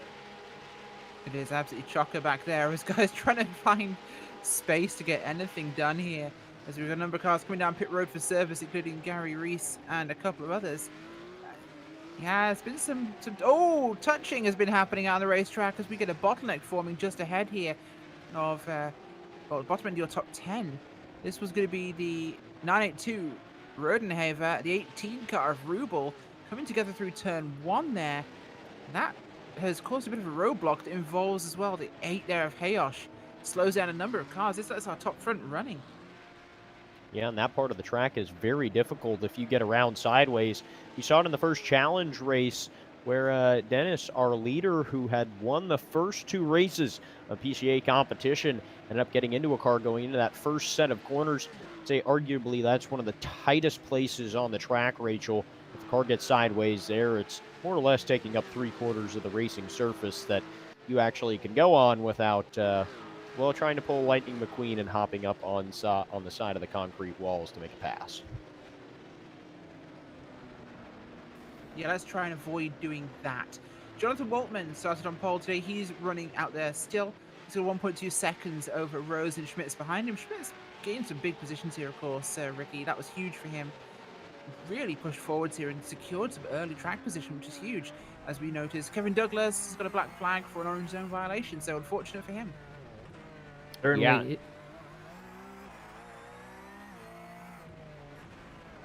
Go ahead, Ricky. Yeah, I apologize there, but you know, these drivers making it very difficult on themselves here early on in the going. The braking zones definitely have taken into account with all these drivers stacking up, of course, in the final corner. But Rachel, one thing that we haven't really talked upon a whole lot, we've brought it up briefly at the beginning of the races, but of course the run down to turn 1 a lot more interesting than the final corner. But the rear half of this field is several seconds, sometimes anywhere close to 10 seconds to 20 seconds already behind the front half of the field, just going through that last corner, trying to get the field snaked through the back half of the course. Very much so here as Waltman pulling a gap even bigger now, 1.5 seconds over Rose and Schmitz, who are second and third and right on top of each other here. Ian Simon is in a gap on his own just behind them, as we also have Benet and Leno just running in that gap. Hayosh as well running solo, as is Velez and Lacroix. Kornowski running there as well. This whole top 10 incredibly fractured here right now, Taylor. These guys, we only really see big bunching up as we get towards 15th. Yeah, that's where we'll see a lot of the battles happening. In fact, I'm watching one battle right now for the 15th spot between Chris Duffy and Mario Gonzalez as they work down the front straightaway, heading over into that fountain section of the course. Hits hard into the binders to try to see if he can make up some time on Robert Cottle and Travis Brody, who are right in front of them as they work through the fountain. Get right nice and tight over the curbing. We see Cottle go, but is able to hold on to that race car. But a great battle between those 4 drivers. Was indeed, as we had a bit of a chunkadunk there, a little bit further back around some of these guys in the mid pack of our field. Trying to work out exactly who was who on the racetrack there, as I think we had the 20 have an incident for us here. It's tough to work out exactly where that car is, because it's the 020, not Travis Brody, it's the other car ahead of him, but incident involving the 20 car. So unfortunate for them, that's actually Sean Murphy, who's down towards the rear now, but not exactly a race changing incident for him, unfortunately. But it's one of those troubling situations here where you make a mistake coming out one of these blind corners. Cars are coming in there, Ricky, whether they know you're there or not. Yeah, and that's what makes it very difficult. A couple of the drivers in the challenge classes we heard when we took their interviews during the previous race here tonight, Rachel, we're talking about having spotters, and I think that's a great, useful tool to have here on iRacing, is the ability to have a spotter in the session. That doesn't really get talked a lot about here on the iRacing service, but they're definitely useful. Of course, it being a sim, you feel like you have more time, but you really don't, especially at a track like this, to react to something that's happening so quickly. So having somebody that is able to get those angles that you can't see and look ahead on the track for you to let you know about incidents is definitely a useful tool that I feel like a lot of drivers should take more advantage of. It's a huge thing, of course, on the oval side, but on the road side, let's say Watkins Glen or Road America, not as significant, helpful, but not as significant. Now, you come to somewhere like Long Beach, it is world-changing because they can tell you, wreck ahead of you around the next corner, and you can come into that corner slower, find a way through it. They can tell you go left, go right, stay tight, track out to the wall. They can find you that gap and guide you through it. It's almost exactly like it works on the oval side of things. It's super important. So yeah, spotter is huge, especially for a track like this. It may only be a 30-minute race, but there's so much more action and so much more penalty from a moment.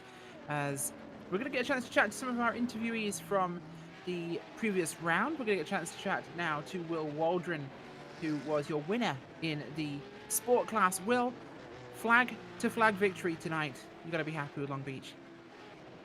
Yeah, what a ride. Yeah, really helped by starting on the front row. And I got a break with the lap traffic. Those guys are my heroes tonight for not causing a mess in front of me. But yeah, really happy with that one. Of course, it's a very tricky track here, especially at Long Beach. The lap markers being so much more prevalent and harder to pass with no real runoff, no extra room on the track. So it makes things more difficult for you. Just was that a real concern, the amount of lap traffic you might come across? Yeah, very much so. And actually, just even in practice, you couldn't even get a clean lap in. There was always someone in front of you, and it was hard to really get into a rhythm. So that's the first time I was out there, like, seeing the track and driving it. But yeah, the other guys, you're at their mercy, but you know, you have to be careful. It's really, you know, it's in your hands. But big concern for everyone out there. I can absolutely imagine. Well, a phenomenal run and a flag-to-flag victory for you. Got to be something huge for you, especially with the points that gives you. Anybody like to give a shout-out to or thank? I got to thank the other drivers out there just for doing a great job and stepping out when I needed to. Real pro-level stuff. Thank you. Awesome. Well, thanks for joining us. We're watching coming home with a victory today. And next up, we're going to have a chance for Ricky to talk to John Martin. Yeah, and John Martin joining me here. Brought it home on the second step of the podium in the sport class here tonight, and a great job, John, nevertheless. Second spot, definitely not up on the top step, but a great job at Long Beach to keep the car in one piece and bring it home on those 3 podium steps.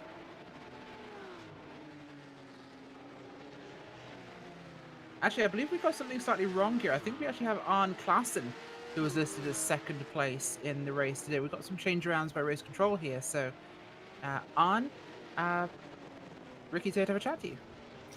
Yeah, Thank you. I believe we got the stuff back, but backwards a little bit. But congratulations, taking home the second step of the podium here tonight in the sport class. A difficult track out there. A lot of people were saying how difficult it was to work their way around lap traffic. You, of course, racing people for position the whole entire race. Take us a little bit through what kind of the track looked like through your eyes. I've gone into this race with fear and trepidation. I've never had a good race at Long Beach, and I almost sat this one out because I just didn't think I could get through it clean. So this has been amazing. And thanks, amazing because everybody else was just driving really their best tonight. It was the cleanest I've seen at Long Beach. It was amazing. Yeah, a definite great job. And, you know, it does take a group effort for everybody to get through the race clean. But most of all, is there anybody you'd like to thank for getting you into the second spot here tonight? And, well, come up here and talk to me. Well, yeah, I'm still surprised just because I finished when I thought in 7th. So I'm still kind of reeling from this. But I really have to thank everybody in the Wild West zone. They've been really supportive with helping me practice and letting me know what to do. Without their support, I wouldn't be nearly as good as I am today. Yeah, and that was our second place finisher. And Taylor Burris, I believe you're down now with our third place finisher of the sport class. Just a quick correction, actually, before we get Taylor have a chat to him, but I think some back-scenes confusion here. Second place here is actually John Martin, who Taylor's chatting to. Arn came back in 7th place in sport. Hey, Rachel. Hi there, John. Well, I guess I'll take it, seeing as we're here now. A busy race today. A lot of stuff happening on track, a lot of racing action as well, and some incidents ahead really gave you a good run. Yeah, it was a lot of fun out there. I mean, I guess we were lucky because we, the front pack didn't have to deal with as much traffic, and we kind of got off to a good start and all behaved ourselves. But it's a pretty exhilarating track. These street tracks and running these cars up against these concrete barriers is a whole lot of fun. Certainly sounds like it, although it definitely has to be a huge advantage for an Aussie to be able to race on an equal footing to the Americans for once in iRacing, being the stateside, I think.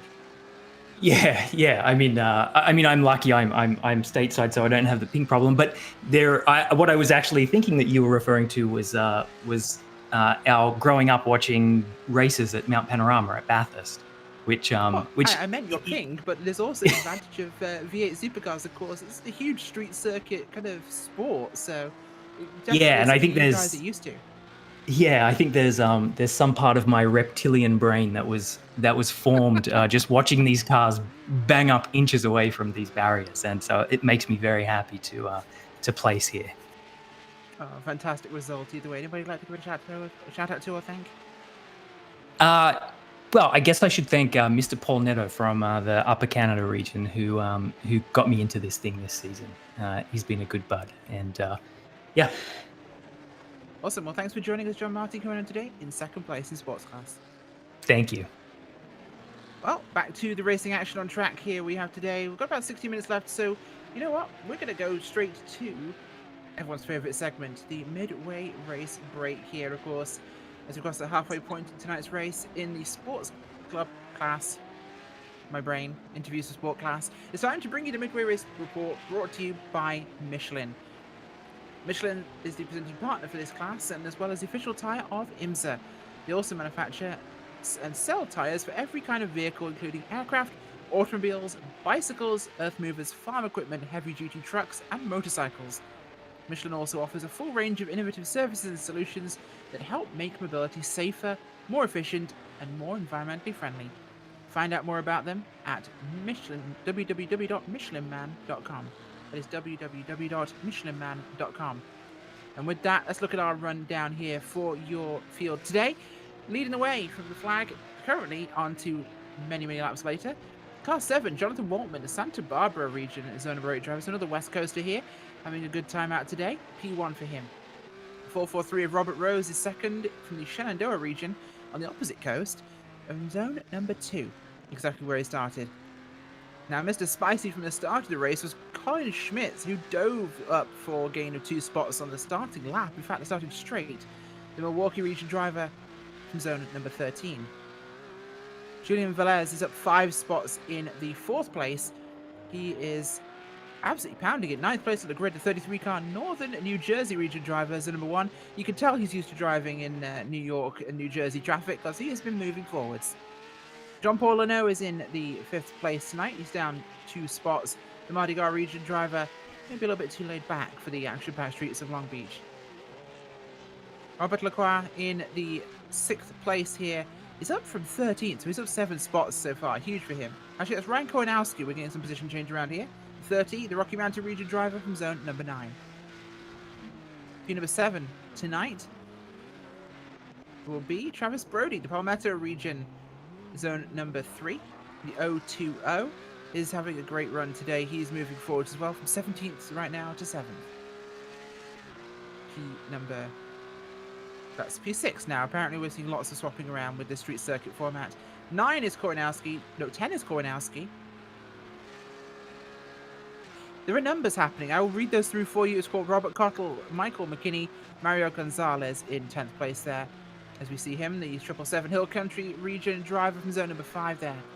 Koinowski will finding his actual place, or it's not. It's Brett Holmes now, the Las Vegas region driver of zone number 8 in the 6th car. 12th place tonight is going to be, I'll trust the screen instead, Klaus Nielsen, the Lone Star region, zone number 5, Texas driver in the 04. Getting it done here. Down the 13th spot, just outside of the top 12 there is going to be the 386 of Bruce Robinson from the Northern Ohio region of Zone 4. Rocking that bright yellow scheme as we see right there. 14th place going to be Evan Close in the number 37 machine from the Palmac region of Zone 2. The 15th position is going to be Tanner in the 034 machine from the Nestor region of Zone 2. 16th spot going to be Ken in the number 31 machine, rocking the red paint scheme as he works his way down the back straightaway. And that'll be the Heart of Dixie region of Zone 3. P17. Now as we go back, it's going to be Marco Harris, the number 21 machine. He worked his way through 9, 10, and 11 at the back half of the circuit. He's going to be from the Connecticut region, Valley region, of Zone 1. 18th spot is going to belong to none other than the 83 of Randall, and he is going to be from the Pacific Northwest region of Zone 6. As he worked his way down the front half of the course. 19th spot going to be Georgi Markanidis, and he is going to be in the number 103 from the Metropolitan New York region of Zone 1.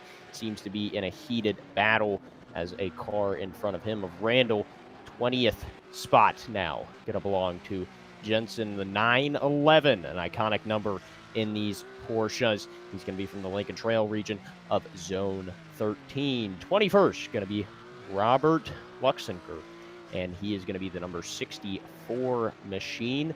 The 21st spot, he's going to be from the Rensport region of Zone 1. 22nd will be Shane Murphy, and he is going to be in the number 20 machine from the Palmetto region of Zone 3. 23rd spot going to be Chris Duffy, the 924 machine, and a rubber ducky there up on the front. So a ducky for Duffy, I guess, from the Florida region of Zone 12. And just inside the top 25 in the 981 is going to be Andrew Ulsman, and he is going to be from the Peach State region of Zone 3. Taylor. 25th position goes to the 810 of Kevin Douglas, having a decent run out here tonight in that 25th position. The Rides and Toto Regions driver just trying to see if he can hold on as he's in a heated battle with car number 914 in 26th position. Right behind him, that's Dave Stewart from the Upper Canada region as they work their way through turns 9, as they work their way down toward the back half toward that final hairpin corner. 27th position is Ryan Krasneski from the Rocky Mount region in that Rocky Mount blue paint scheme. Nice paint scheme, actually, for that number 30 as he works through the hairpin. He's the second car one lap down. In the 28th position, Michael Patterson in car number 29 from the Longhorn region, just trying to see if he can bring home a decent finish after having a difficult night so far. As he continues on, we'll see what he can do in improvement as time goes on. In 29th position, car 71, PCA Steering Committee's own Mike Neiden from the Schoenstein region, as he is working his way through, trying to see if he can get a run here on the front straightaway. He's, though, in a little bit of a battle with the 30th position car. Actually, no, that's Jillian Wynn from the Upper Canada region in car 32. 31st position is car number 2, Gary Rice, who is still out on the track 2 laps down. The Peach State region's driver does have some damage to the nose of that number 2 Porsche, but will continue to battle on through.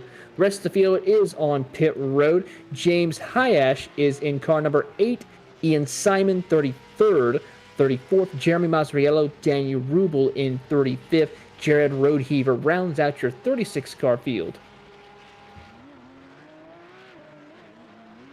Well, there we go. Big field for tonight's round here in the club class, brought to you by Michelin, of course. And we have some news on Operation Motorsport, which the PCA is heavily involved in, of course.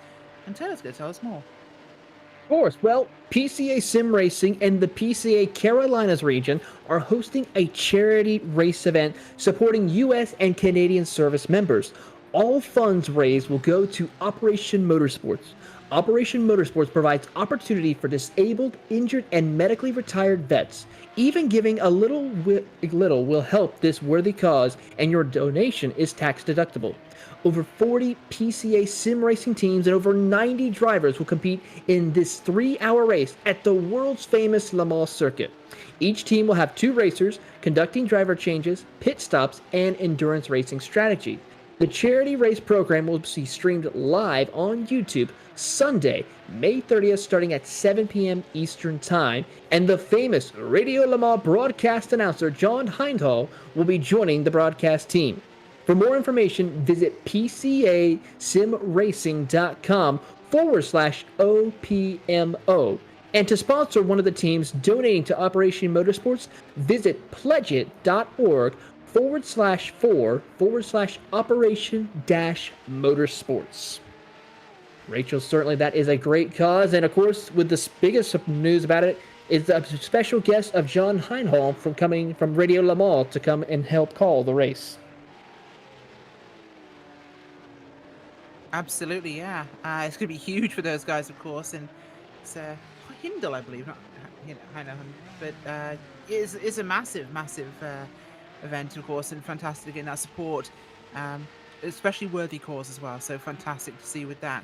Now, as this one goes forwards, of course, we've got about 7 minutes 30 left of the clock here, so things are getting towards our conclusion, and so far the top grouping haven't really changed. Waltman's gap is not as big as we've seen in previous rounds. He's only 2.7 seconds clear of Rose in second. Schmitz in third. Of course, gained that advantage early on, and it's been pretty constant. Although this top 3 have gapped the field by 19 seconds, Ricky. Yeah, it's definitely gotten a bigger gap than we've really seen from the field being so spread out, Rachel. Like you said, 19 seconds at a track like this could be considered a lot, I would say. But, in the first 2 classes that we watched run here tonight, most of the mid to back portion of the field and even towards the front, minus probably the top 5, were all fairly close to each other. And I think there's been a lot more aggressive moves in this race that have possibly caused some bottlenecks in that field to run further back from the front runners of the pack here. And something that we haven't quite talked a whole lot about, Taylor, or I apologize, not Taylor, Rachel, is the draft here. It's definitely a factor, especially going down this long front straightaway. You'll see it here. And I feel like once you kind of fall out of that realm, maybe 5 to 6 cars nose to tail, is when you'll start to lose quite a bit of time down the straightaways here. Yeah, it really is. And it's a huge, crazy place, of course, for this sort of stuff, as the walls also provide a certain element of that too, which can definitely shake things up significantly. Now, this track is absolutely massive, and of course, with this amount of flow we see from all the streets and the border walls here, they can really push the air, of course, and something you'll probably not see necessarily in the sim, but with the track running between buildings, you'll get different wind coming through different corners. So you may say it's a northerly wind overall at the circuit, but with the way the urban canyons, and this is an actual geographical term here, urban canyons, aka streets in big cities, operate, you could have the wind going in 4 different directions across the course, because you're getting wind down one street, wind up another one, so you'll have different real braking temperaments in different corners. You certainly will, Rachel. Another thing to keep in mind as well is the undulations of the street circuit. With a racetrack, of official racetrack, it's pretty much a smooth surface for the most part. Maybe a little bit of bumps here or there, but for a street circuit, it's a whole different ball game. You have the painted lines that you see on there that could actually cause a car to lose grip. You also have the undulations from the wear and tear of constant cars driving over it non-stop, and especially at a place like Long Beach where there's a lot of traffic in the area during these times when it's not racing. It just shows that this track has a lot of different characteristics through each corner, as we see an issue right now for Julian Velez. He just hit the wall going in towards the fountain chicane or fountain curve right there. He loses a little time to Jean-Paul Leno, but is able to gather back up after getting a great run out of the fountain. Yeah, it really does. A huge run for him there, and that will definitely be a big help to his race. It's a place where you really try and take as much speed as you can from it. It's one of the slowest portions of the track other than the final corner. It is awkward because you come around that bend and you have to kick it back left again as you come around that kink on the exit of it, so it can definitely shake things up as you come around this massive parking structure. Yeah, and a huge part of the raceway indeed. But, you know, this whole track in general, when it come to think of a course that changes quite a lot, of course, in the sim after laser scan, it's not going to change a whole lot, but transfer to the drivers who compete out here in real life. The track will be changing every single year through the normal wear and tear of just the regular roads.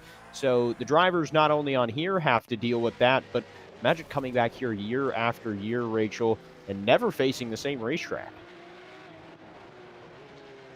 Very much so, and the racetrack, of course, always evolving. It's a significant thing for it, as it definitely moves things around. And this track has always been one of those dynamic circuits, even though the layout may be the same.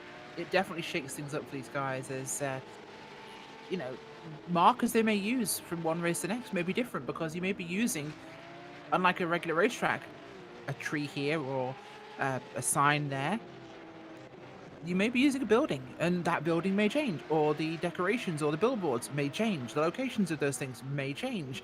So suddenly you've got this track you have to learn every time. Well, time is running down here at Long Beach as see Patrick McGill there. 2 minutes 40 left on the clock here as Taylor. This one has definitely been very busy tonight. It certainly has been a very busy night for a lot of drivers. Have to, though, give a big round of applause to Colin Schmidt, who probably had the move of the race, was able to jump several different cars and get inside the top 3 right now. So if he's able to keep it going in the straight and narrow, not have another incident, he is going to try and battle, even as actually closing in on Robert Rose for second. It's going to be close for him to maybe see if he can get second, but he is within striking distance if something were to happen. So a big round of applause for Colin Schmidt as someone I would recommend as having the best move of the race so far. Yeah, Colin Schmidt definitely picked it up there. That was a bold move, Ricky. The biggest move of the race was on that start, and he just jumped it because obviously it's so slow coming out that final corner. People can't stay 2 by 2 there, so they're struggling to catch up to get back into their starting positions right as it goes green flag so quickly. Yeah, and a very smart and risky move, but at the end of the day, we could see right here, Rachel, that it paid off for him. So making a risky move like that, if done correctly, and you know, you make sure you know the drivers you're racing around. Of course, the PCA competition in all classes we see running this afternoon are very highly talented drivers that are working to get the best out of the machines that they are given here. And these Porsches definitely have the handling capabilities to make moves like that, as well as the drivers' handling capabilities to possibly avoid if a move like that goes awry. So a very difficult move there and very risky, but if done correctly with these Porsches, will pay off. You know, it very much will do, of course, as you know what? I've just got my eyes right now actually on Google Maps here, looking at the Long Beach downtown area near the marina here, where this track actually plays out, and this is an intimidating circuit for these guys. We've got the areas of the track, but even during the off season, you can see where the Indy left is and the rubber's put down there onto Shoreline Drive. This place is busy for these guys. It makes a huge thing that this is a bustling city, the bustling downtown, Riviera area of Long Beach, and this living, breathing track really kind of comes to life for these guys. 20 seconds left on the clock actually here as we go. That's the problem right there. Round. Is that Rose? That's Rose. That is Oh my Robert God. Rose. Second place, Robert Rose is round. He's still trying to get around. Him. Yeah, replay up for you as he had contact with a lap car. Oh no. 2 lap cars pinched him and spun him around. That is horrifying for Robert Rose. Oh man, the worst place for a slow lap car and lap car closing the door to the second place car. I think race control will have to have an opinion on that one, but this Bruce Schmidt's in his super dive at the start up to second place. This is massive. It certainly is, and Robert Rose, with that significant damage that he has, will drop out of the podium position as Julian Velez now will move up to P3, as we should be seeing the white flag as we see. We do indeed. I think we're going to get that now. As we have checkered flag. We've just had an incident with the leader. I think it's checkered flag. It is checkered, still green apparently. I'm getting a little bit of mixed messages here as not seeing Schmitz or Waltman, and we're seeing time left on the clock here. We were down to 20 seconds, so I don't think they've finished. They are finishing. No, they're finishing. Velez is pulling to a stop here, I think, as there are a number of other drivers as they pull off the track here, as this has changed around significantly, I think. Wow, that's definitely not something I expected to see there towards the end, but what a conclusion to our race here. Drama towards the end of this thing as the last cars are coming through from our lead lap here. We'll obviously get a chance to talk to this later but that was crazy. Yeah, very interesting end of the race. And from what I'm seeing off of my timing and scoring, that Jonathan Waltman will end up being the winner of the race. And Robert Rose has gone down several positions here, almost outside of the top 15, I believe, Rachel. Absolutely has. Unfortunate for him there, but last car's coming across the line here. We'll go to your post-race results for the club class, brought to you by Michelin. Jonathan Waltman comes home with a win here today at Long Beach from the pole. A great result for the Zone 8 driver. Zone 2's, 13's, Colin Schmitz comes home in second place after an incredible start to the race. Julian Velez comes home in third. Fourth place will be Jean-Paul Lernau. Patrick Gill in fifth. Sixth place, Travis Brody. Seventh, Michael McKinney. Robert Cottle in eighth. Ninth place is Mario Gonzalez, with Brett Holmes in 10th. With 11th place tonight going to Klaus Nielsen. Tim Albaga in 12th. Robert Rose 13th, unfortunately. 14th, Evan Close, although Rose may be subject to change. Robert Lacroix in 15th. The rest of those positions on your screen. As we're getting ready to head to our pro class, we had a busy one here, and this was, I don't know what we're going to see in the pro race. If I may suggest, what we'll probably see is we won't see the pinch, we won't see that dash, we won't see a shake of spice. Let's just say dump the entire spice can into the pot, and that's what you're probably going to be getting, Rachel. I think you're right. We'll have to see as we'll get a chance to chat to some of those drivers after this one, but we'll join you in a moment with the pro race. Don't go anywhere.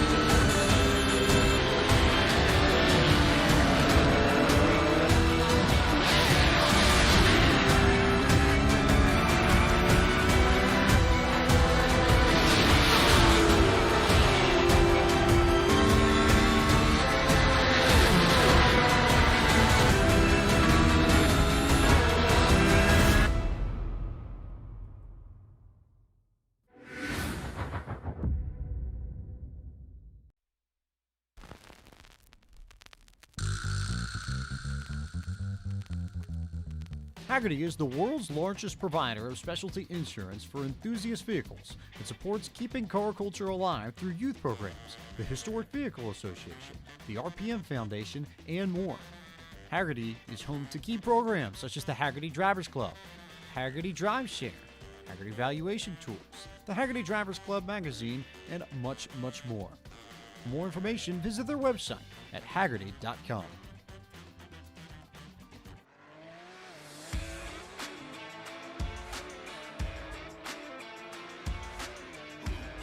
Welcome back to the fourth and final round tonight of PCA Sim Racing here at Long Beach, California. Just over the LA River, actually, from Los Angeles proper. Long Beach is the home of some of the most exciting racing we see out here on the West Coast, and this is a pro round here tonight. The creme de la creme. And of course, who else could bring the best of the best in PCA Sim Racing to you other than Porsche themselves? Porsche is more than a sports car. It's a way of life for all of us, and we appreciate their support of the PCA Sim Racing Series as the Pro Class sponsor. And with the recent sub-7-minute lap at Nürburgring in the GT3, and the arrival of the all-new 992 GT3 Cup car to the US, Porsche's dedication to motorsports is stronger than ever. Find out more about Porsche at www.porsche.com. And with that in mind, let's go straight to your starting grid here tonight in the Pro race. This one has 25 cars in our field. It's going to be a very, very intense race for this one. Cameron Martineau will be starting out on the front row as our pole position sitter of zone number 1 tonight. Zone number 5 is Billy Smith II in second place. Third place, zone number 5 is Christopher Pies, the two Texans side by side. Fourth place will be Raphael Amarim in zone 3. Fifth place, zone number 1 is Michael Cooper-Smith. Trey Drawhorn in 6th place in zone 13. Zone number 10 is Jordan Dyer in 7th. Leif Peterson of zone number 5 in 8th. And 9th place, another Texan, Jason Stanley. 10th place will be zone number 1's James Huth. The rest of those starting positions will be on your screen as Ricky. We've had some big moments tonight. We've had some ups, downs, sideways, lefts, rights, ups, backwards. This race has really turned it on our heads. Yeah, and these fields that we have seen all night tonight have been massive. 30 and 40 cars we have seen, whether it be the roof or the Porsche, which we saw last race. And of course, these Porsche Cup cars coming out with 26 cars, or 25, I apologize, starting out here in this race. So the field is quite smaller here, Rachel, but I think we're going to see maybe a little bit more intensity. Most of these drivers should be able to make it out of the last corner now by the time we go green. Certainly will be, of course, and well, we'll have to see what happens with the start of this one. We had an exciting start to the club race, of course, and the pro drivers are ready to kick it into high gear here. The Queen Mary is only just across the bay. You can see it as the cameras turn around.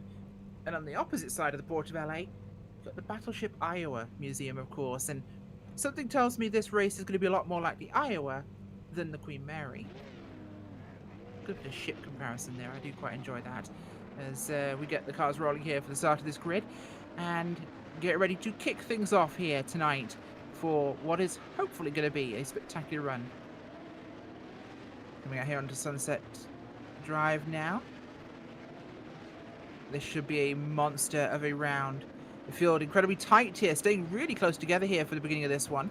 Much closer than we've seen in previous starts, as people try to find their positioning. It's a tense pack towards the front. The green flag will fly as the skies have gotten very dark all of a sudden here over Long Beach. Big run, and it's a huge pack as we may see change at the front of this thing. The 131 is not even first as they get past the line. That could be a problem, actually. We'll have to see whether that plans out, as Billy Smith may get a penalty there for passing before the start-finish line. I don't know whether he will or not, but big shake-up here. It's too wide almost through. It is too wide through the fountain. As we're getting major shake-up.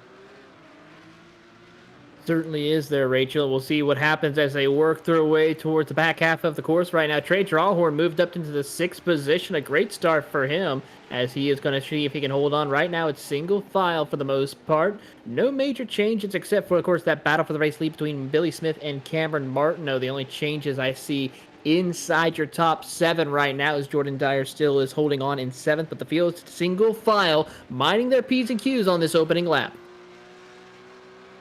Yeah, absolutely are. Everyone's running fairly and cleanly here. We had a very, very bustling start to this race as we get things underway here, coming up towards Indy left now. In the front, 10 cars, all under an umbrella. Everybody very close, Rachel, as you're right. As you can see, this is probably the closest racing we've seen coming to the completion of lap 1 that we've seen all night. These pro drivers, of course, the top dogs of the PCA competition that we see run here on Wednesday nights. And these drivers definitely showing the skill that they have behind the wheel of these Porsche 911 GT3 Cup cars, as we get a great panoramic view over the fountain there as the drivers pile their way into there, and just a constant stream of cars driving right through there, Rachel. Very much so here as we get through onto Pine Avenue for the cars, heading past the parking structure now, diving down past the Ferris wheel as we head down into Long Beach City itself here. Huge run for some of these guys as Billy Smith really took a big advantage in this one. It's been massive for them. That start was significant. I'm sure we'll hear from Race Control in a minute whether there's anything interesting about that, but Martineau is going to try and fend back here in 2nd place after losing that one. Taylor? It certainly is. We're on board right now with one of those drivers as they work their way through the back half of the course, hitting into the binder through turns 9 and 10 before hitting the brakes really hard to try to keep a tight line through turn number 11. You're on board actually with Cameron Martineau as he continues to try to see if he can get back up towards the front of the field as they come across the start-finish line at high speeds to carry them down over to turn number 1, Rachel. This track, by far, is one of the most exciting racing circuits for any type of sports car or open-wheel cars to come race at least for watching. Driving's one thing, but for watching races here at Long Beach, it's very exciting as we see Martineau, who's one of the strongest drivers in the field with an I rating of 5,000, trying to see if he can get around the former champ of Billy Smith. He really is, and that's going to be a tough positioning, but they're all on top of each other here, so we could definitely see movement in this one. Biggest close-up, I think, is going to be around Cooper Smith here, and Drawhorn just behind him as the old cut support car is running there in the 5th spot, Cooper Smith's car. We'll have to see what happens with them. I'm surprised he didn't go for a barrel-themed car given his name, as Cooper's, of course, came from people that made barrels. Name origins.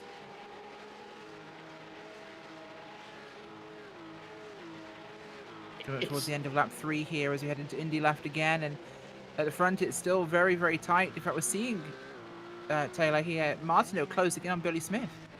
He certainly is right now as they come across the line. Billy Smith ran the fastest lap last time by, but as they come out of turn number 11 to the final time here to see who runs the fastest lap, the gap is about 0.4 of a second.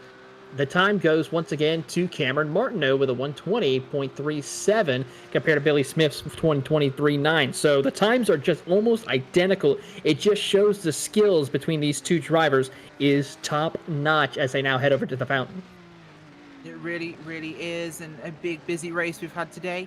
And with that in mind, we're going to get a quick chance to interview some of our guys from the club class race here, as they're with us at the moment. So Jonathan Waltman joins us, the winner in club class. Jonathan, that was a hectic race. For me, it was pretty relaxed, actually. I got a gap early and got to maintain it. Just had to worry about lap traffic. Lap traffic, of course, being one of the most significant problems at a track like this, of course, with there being so little room. Of course, it caught up your second place competitor, Rose.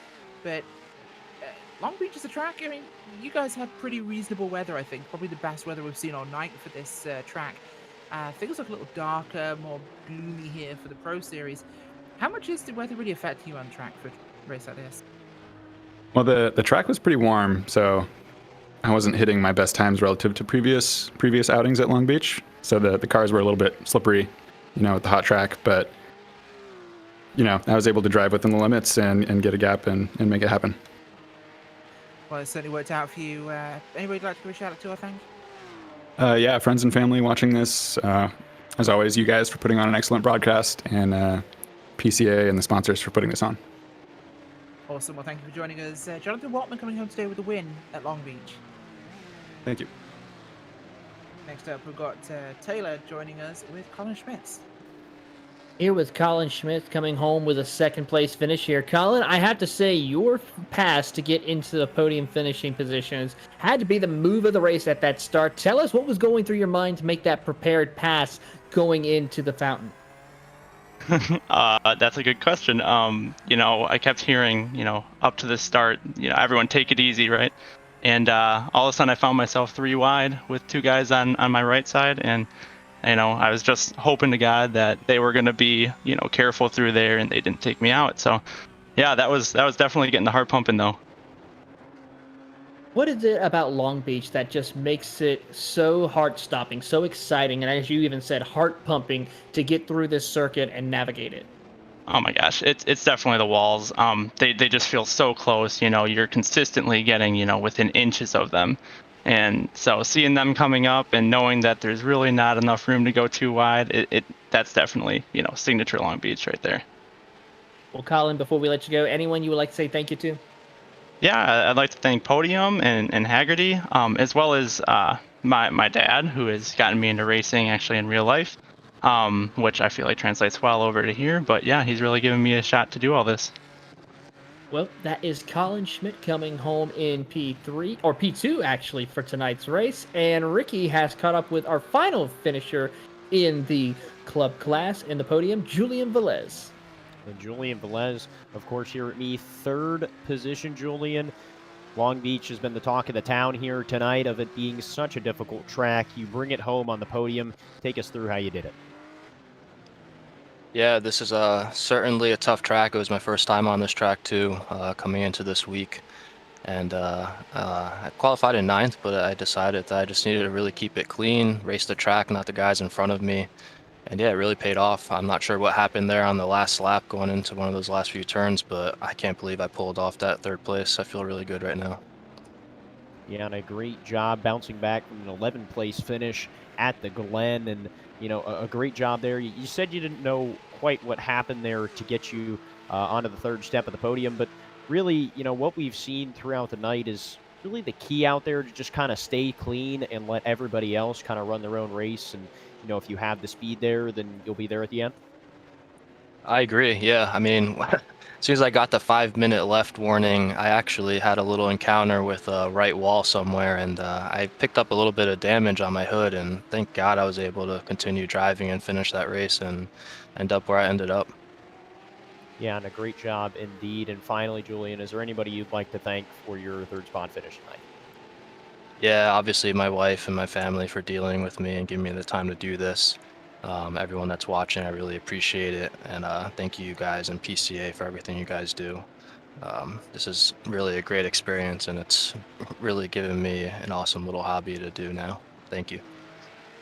Yep, and thank you. That was Julian Velez who brought it home in the 3rd spot. And now I'll shoot it back over to you, Rachel, as you cover what race we have going on here in the Pro Class. Absolutely do, of course, and we're about 20 minutes to go now, so a 3rd of the race down here. Billy Smith, 2nd, of course. We had a bit of a question about that start, because Billy Smith seemed to get to the line a little bit ahead of Martineau, your pole sitter, but race control cleared it, all good. Billy Smith is your leader right now, and he is kicking ass at the moment ahead of Martineau. Pies in 3rd place. He's a little bit further back, but he's still with them. Amarim leading that group with Cooper Smith and Drawhorn just behind that lead group in 6th place. Back to Dreyer and Peterson before Stanley and Huth round out your top 10. All of them diving into that first corner now. As Taylor, this has been one heck of a night. We've seen some serious racing action from these guys, and it's really put on a great display of street track excellence here from what we've seen. We've seen very, very clean racing overall. Street racing at its finest, Rachel, as we watch the drivers work their way towards the back half of the circuit right now as they come cresting over the hill. What a great shot, of course. The camera's provided by Dougie Beard and our producer, Gary Sexton, providing the amazing shots to help everyone to enjoy the tight racing action we see here on the streets of Long Beach. But one thing also to keep in mind, Rachel, is these drivers are still giving it 110%. As we heard from Colin Schmidt about how tight it is getting around with the walls, it's almost claustrophobic if you think about it, with these drivers trying to negotiate through the section of the course, especially that tight hairpin of turn 11. Keep in mind that drivers are trying to see when the right opportunity to attack against their competitors in order to gain the best possible position before we see the checkered flag. Very much is, of course, and this race is just really unfolding in such a good way that we've seen so much close racing action. In fact, this bottom of the top 10 here is still absolutely on top of each other. These cars really putting in the heat for this thing. Ricky, this track has been giving us some real drama, but we've not seen as much on-track passing. It seems that the track is more of a terror for these guys than the other cars. Yeah, you know, these cars are a little bit lighter than what we see in the roof cars. Surprisingly, even though the Porsche looks like a bigger car in general hindsight, it is just a tad lighter, so these cars kind of slide around a little bit more over the bumps and get a little bit lighter over the crests of the hill like we see there before turn 8. But these drivers, especially running side by side with the huge wing on the back of these Porsches, it's going to make a car very loose. And as you can see with the way they sweep in and out of the corners here, going through 9, 10, and 11 at the back half of the circuit here, these drivers having a lot of trouble passing just because the cars are getting difficult to handle in such a big grouping. As you can see, this front half of the field still bumper to bumper. Very much is, of course, and Billy Smith still holding that good gap. It's about half a second, so it's closer than we've seen in all the rounds so far tonight here, Taylor. This does seem to be the real challenge because they're on top of each other still. We're seeing this top 5 absolutely under a blanket. We're getting lap traffic here, which could be the big pick. This is where we could see real passing amongst our top 5 lap cars. It's always a factor when it comes to racing in any form, but with lap traffic coming into play, that's going to allow drivers to pick and choose what line to take. Billy Smith is going to try to find the quickest way around these lap cars, but these lap cars don't want to go a lap down so easily, so Cameron Martineau will have to go where the leader's not going if an opportunity or a passing place arrives for him to make that pass. Keep an eye and see what he can do here as we come closer to lap traffic. Yeah, we very much will have to, and this is going to be what opens up the door, I think, for Martineau, if he can take advantage of it. The same thing goes for the likes of Cooper Smith, Amarim, Pies, all super, super close here, and this is really pulling this group together here, Ricky. We're seeing real drama amongst this. This is where we're going to see this really kind of turn the flame up. Yeah, and these drivers staying very close, all staying in that slipstream down the long straightaways. You see them just cross over the start-finish line. And Rachel, something we haven't talked a whole lot about is that curve down the front straightaway, down Pinewood Ave. I mean, that is a very difficult corner, especially in any type of GT car. The car likes to get a little bit light going through that corner almost, as you lose some of that downforce off of the front headwind that you get driving down the front straightaway. So these drivers are having to combat that as well, while also trying to stay relatively close to the driver in front of them to get the suck that they want going off into turn 1 to possibly try and make a move.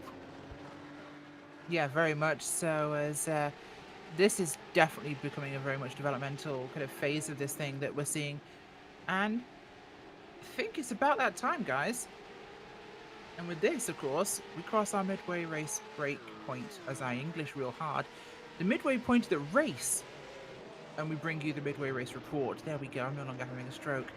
Brought to you by Porsche. Porsche's more than a sports car. It's a way of life for all of us, and we appreciate their support of PCA Sim Racing as the Pro Class sponsor. With the recent sub-7-minute lap at the Nürburgring in the GT3 and the arrival of the all-new 992 GT3 Cup car to the US, Porsche's dedication to motorsports is stronger than ever. Find out more about Porsche at www.porsche.com.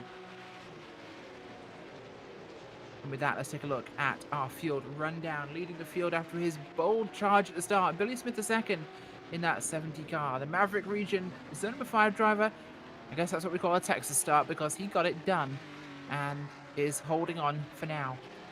Pole sitter Cameron Martineau is in second place. The 131 North Country region driver of snow number 1. Trying to get that position back this whole race so far on lap number 12. Third place is Christopher Pies. He's the only one at the front in the top 3 who started where he currently is running. The 14 Lone Star region driver. I think he also wants a piece of that front action. P4 is Rafael Amarim. He's currently running in well, like I said, P4, the 20 car, Peach State region of zone number 3.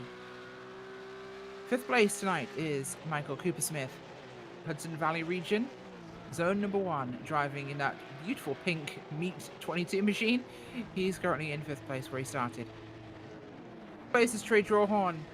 Bay is currently there, that 395 car. 6th place where he's been all race long at the moment. The Chicago region driver from zone number 13, pushing it hard. P7's the 19 car, Jordan Dyer. The Shansland region driver, zone number 10 there. Jordan is still in 7th where he began. 8th place is Leif Peterson, also where he started in 8th there. That's the 913 car, Maverick region, zone number 5. A lot of Texans fast in the Pro Series, and Leif is no exception. 9th place is Jason Stanley, the 60 car, Lone Star region, zone number 5. We are definitely top heavy with Texas right now.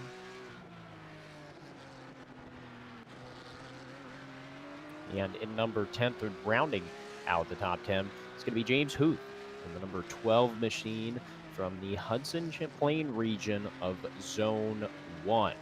In the 11th spot, it's going to be William Anderson, the 41 machine, as we'll get a shot back to his machine, the HBR, on the side of that James Huth machine, as he is going to be from the Longhorn region of Zone 5. 12th spot, going to be Matthew Sindel, and he is going to be in the number 55 machine from the Lone Star region of Zone 5. His last lap, just a tad off of what the front runners are running, but still keeping with them nevertheless. 13th spot, going to be Rich Mitzer, and he is going to be in the 76 machine from the Rocky Mountain region of Zone 9. In the 14th spot, number 258, Chris Brum. He is going to be from the Northeast region of Zone 1, a very iconic paint scheme driving down the front straightaway of Long Beach. If you're a Porsche fan at all, or just a race fan in general, that paint scheme will stick out to you. The 15th spot, going to be the number 50 of Arthur Chan, and he is from the Canada West region of Zone 6.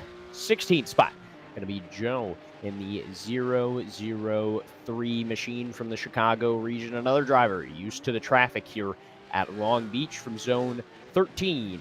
And in the 17th spot, it's going to be Ed in the 929 machine from the Pacific Northwest region of Zone 6. Taylor. Stephen Chen in car number 10 currently. Started in 14th, has lost 4 positions, but the Diablo region's driver trying to see if he can gain some spots here. He is in no man's land, and I think we need to change the name of this class from the Pro class to the Texas class, because pretty much a lot of more Texans are in the field. Next up in car number 23 is Rick Reisenberg. He just got off the pit road a little bit ago, but he is currently still on the lead lap after starting in 21st, so a couple of spots gained for Rick Reisenberg. 20th is Gabriel Albano, hometown race for him, the Gold Coast region. As we continue to watch on here, the car number 8 in the Jägermeister Porsche, as he continues on. Started in 25th, has gained 5 spots since the drop of the green flag. 21st goes to Al Burke in the Upper Canada region here, car 169 in that green Porsche. Started in 18th, has dropped back to 21st. We'll have to see if he can make up some ground before the end of tonight's race. In the 22nd position, car number 18, the Maverick region's very own Carlos Lopez right now, trying to work his way up through the field after starting 24th, so 2 spots gained for the Maverick region driver. 23rd, Mark Huth in the St. Louis region, here in the HBR Porsche, trying to see if he can make up some ground, has had a little bit of a tough break after starting in the 19th position, has dropped back to 23rd. 24th is Richard Franco from the Potomac region. Car 173. Just quiet night, has gained 1 spot since the drop of the green flag, and we'll continue to see if he can gain some more. But the first car, 1 lap down. The final car on the track is actually out of tonight's race, the 05 of Liam Radzitis. Very much so. When we come back, of course, and as always, thank you to Porsche for sponsoring the Pro Class. That's your end of your midway race break here for the Pro Series, as Billy Smith still leads the way, but it's only tentative right now, as Martin Pies, Cooper Smith, and Amarim are all coming for him now.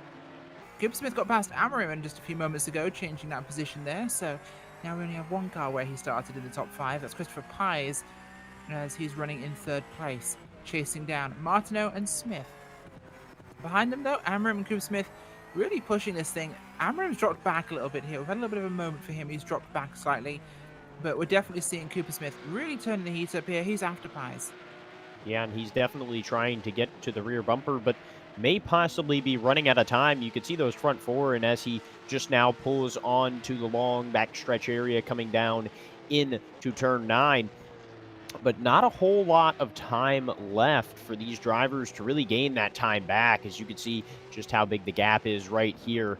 And, he's going to need to really get on it here, or there's going to need to be some problems with lap traffic up at the front of the field. That is very true, of course. As lap traffic being a big factor in this race, we're seeing this one always be a factor, as there's no real room, of course, Taylor. There's nowhere for them to go.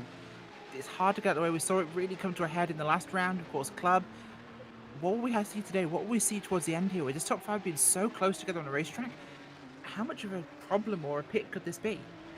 Consider it like a pressure cooker where it's going to continue to compress even tighter and tighter the lower the time clicks down here at this race.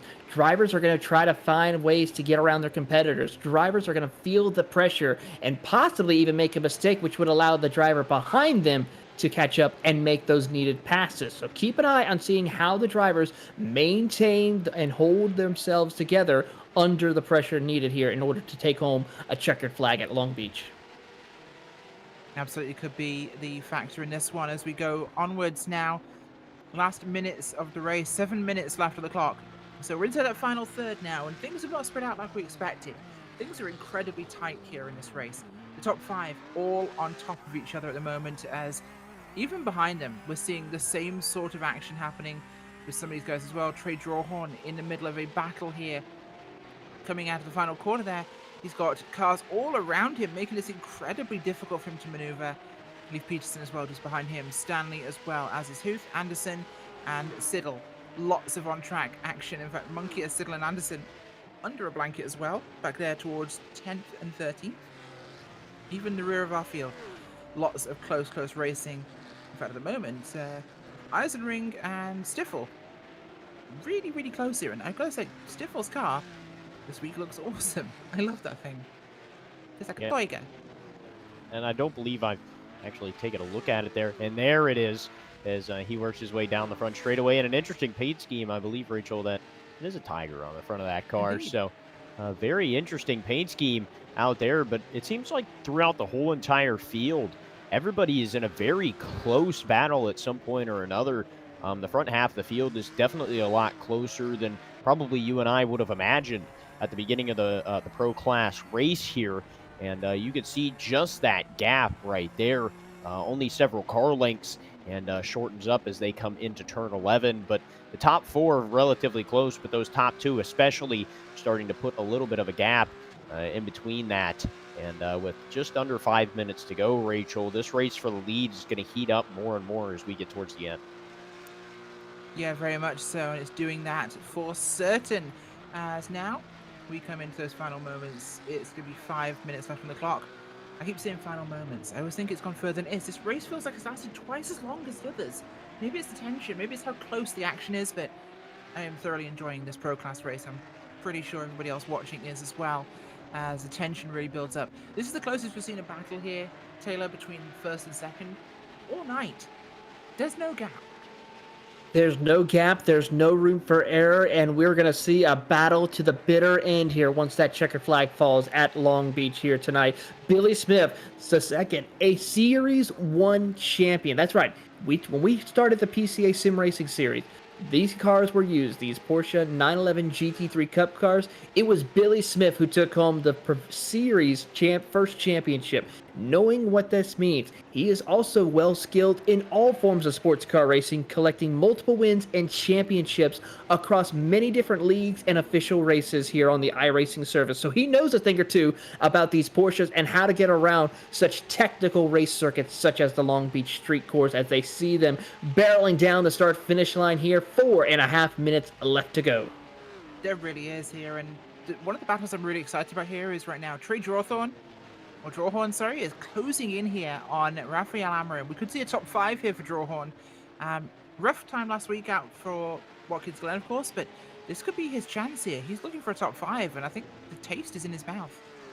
Yeah, it's definitely close, and we were talking about the number 20 machine of possibly catching back up to the backside of the field there in the 5th spot, and it seems that the cars behind him have really sucked up to him and got to his back bumper, and well, he's trying to run away, but I don't think he's going to quite get there. No, I agree with you. It's super, super close at the moment, and gosh, this race is really running down to the wire. Not long left at all on the clock here, just under 3.5 minutes, and that is not a lot of time. There's maybe 3 or 4 laps, 3 laps, I'm thinking, of the way this is panning out. You got to get something done soon if you're going to go for it. Will we see Martineau make a move here, Taylor? Will we see Cooper Smith make a move on Pies? This group here is so... trouble, actually, on the racetrack. Trey Drawhorn goes around. Oh, no. Heartbreak for Drawhorn here. Looking for that top 5, and it's just not going to happen tonight, unfortunately. But we see him come into the corner there and lost the back end, unfortunately. He doesn't touch anything. Great news for him. That car is fully intact, and he has room to turn around here. But, so heartbreaking for Drawhorn. Just really loose in that corner there. We've seen a lot of cars getting sideways through that entry towards Indy left, so unfortunate for him. That top 5 battle will now go on the shelf as we keep our eyes here towards the top 4 here, where we've got 2 battles. Smith and Martineau, Pies and Cooper Smith. Ooh, close lap call car for... nearly got in the way there, and that opened the gap slightly for Billy Smith. Talk about hold your breath moment and praying right there. Let's get a replay of what happened to Cameron Martineau. There you see the lap car right in front coming around and then starts to head towards the wall. I don't know what that driver was thinking of, but nearly collects Billy Smith. And watch Cameron Martineau right here, Rachel and Ricky. Just squeezes right in between the wall and that car. I don't think you could put a sheet of paper on both sides of that Porsche 911 GT3 Cup car. Very much so, yeah. It's been very tense on that moment as we see it as under 2 minutes now, and that gap between first and second is significantly open, but the gap between third and fourth is much closer now. So we could see at least one change in this top 3 running order. Cooper Smith is the one that wants a podium. He's super close to it. Could this be his opportunity? Right now, Billy Smith has been fighting off the horde, and he's looking like he could try and bring this back. Yeah, and still plenty of time. I mean, 1 minute 30 does not seem like an excess of time here at Long Beach, but these drivers still have possibly this lap and maybe one more, Rachel, to go to gain that time back, and it's so easy to make a mistake here that just one bobble from Smith up at the front of the field could cause tragedy, if I could speak for himself, and possibly somebody else could take home the win. So everybody going to have to mind their P's and Q's here, dot their I's and cross their T's, as we're coming around to probably come and get the white flag. Yes, we are, and this is coming into the final moments here. 50 seconds on the clock, and Billy Smith is, I think he will have a lap after this. This will be our white flag we see here with how the time is looking at the moment. Coming through towards, under the Firestone Bridge there, towards Indy left. Dropping it down into Legasame. One final time more, it'll have to come through that horrific last corner here at Long Beach. Probably the most least favorite track, I think, corner exists actually on a track. But a phenomenal track nonetheless. It is. Across the line he'll go. One more time around for Billy Smith. Our clock says there will not be another lap. 13 seconds left on that play clock as we see them go. One more time around the fountain. Also not a great corner because you have to tighten it round, then kick it back left again and hope you can get over to the left side to get this hard 90 right in. As they circle around the parking structure here. That gap looking possible here. Ricky, what do you say? Yeah, it's definitely closable, but there's going to have to be a mistake from Smith here. There's going to have to be some type of mistake as he works his way now down to the backstretch behind the aquarium under the bridge. This is going to be really close here at the end, Rachel. Very much is, and oh gosh, it's going to be close, but I don't think it'll be close enough for Cameron Martineau. One more time through Indy left here, up ahead. and Legasime before this race will belong to Billy Smith II. And I don't think our running order is going to change looking at how things are currently set out, as Cooper Smith tried everything he could, but there's just no room for him. As out they'll come under the Akira Bridge. The race will go to Billy Smith II there, winning at Long Beach in the Pro Series. Cameron Martineau second, Christopher Pies third, and Michael Cooper Smith in fourth. A phenomenal run there by those guys. Just awesome as they get this one done. What a final round. What a race indeed, Rachel. I mean, we had the top four lined up nose to tail, coming to the checkered flag. I mean, talk about just how talented this pro class is. This is why the PCA has this ladder system where we can showcase the best of the best per their skills in order for us to enjoy great racing action. Certainly is, of course, and I want to say, actually, congratulations to Trey Drawhorn, who, even though he spun out there, he managed to claw back to a 10th place finish, so a top 10 for Trey, regardless. So that's another top 10 for him. He really fights back from adversity. Nice work by him. Well, folks, with that, we're going to give you our post-race results here in the Pro Class, brought to you by Porsche. Billy Smith II comes home with a win tonight from Zone 5. So number 1's Cameron Martineau in second place, with Zone 5's Christopher Pies in third. Behind them is Michael Cooper Smith, Raphael Amarim, Jordan Dyer in sixth, Leif Peterson, Jason Stanley. Ninth place is James Huth, with 10th straight Trey Drawhorn. 11th place tonight is going to go to William Anderson. Matthew Siddle in 12th. 13th, Chris Brown. 14th, Rich Minkler. 15th, Arthur Chan. Joe Stiffel. Ed Eisenring, Stephen Chen, Rick Reisenberg, Al Burke in 20th. And your final 5 positions going to go to Gabriel Albano, Carlos Lopez, Richard Franco, Mark Huth, Neil Mazikis, being your final runner. Hopefully we'll have a chance to chat to some of those guys who came home today on the podium in just a moment, guys. But what's your favourite part of tonight's events here at Long Beach as the sun sets over this beautiful street circuit? Yeah, I think my favorite part of the whole entire night was the move that we saw at the beginning of the club race. What an absolutely phenomenal move, and we saw a lot of moves like that throughout the entirety of the night. The amount of raceability that this track has in certain parts and the technicalities of it throughout the rest of the track is very interesting, and it's certainly one of my favorite street courses and up among the top favorite of some of my favorite road courses, especially on the iRacing service, and it definitely produced some phenomenal racing for PCA competition tonight.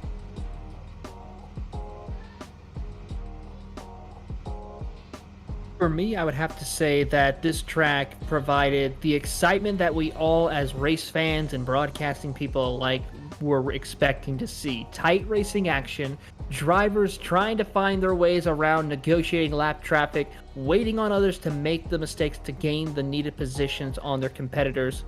That's what I found exciting, as well as the capabilities of driver skill to able to really survive this track. We didn't really see a whole lot of retirements in this race, Rachel, in all 4 classes. So that just shows the skills that each driver class has.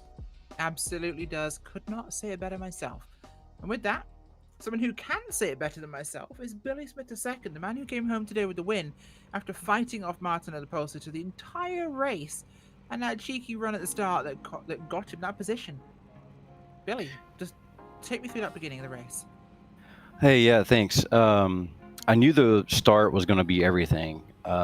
It's so hard to pass here. You know, it's hard enough to drive around by yourself, much less try to pass somebody. And I knew if I was going to have a chance, I was going to have to get him on the start. And lucky enough for me that not really first turn, but after the start and finish line, it veers right. And that's probably what allowed me to get by him.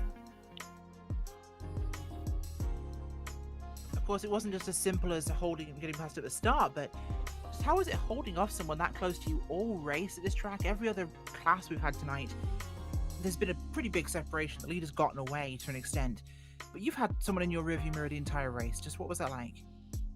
Yeah, we're all so close on pace. I mean, it's kind of impossible to say like who's fast or whatever. It's just like whoever gets the best lap right on the lap charts.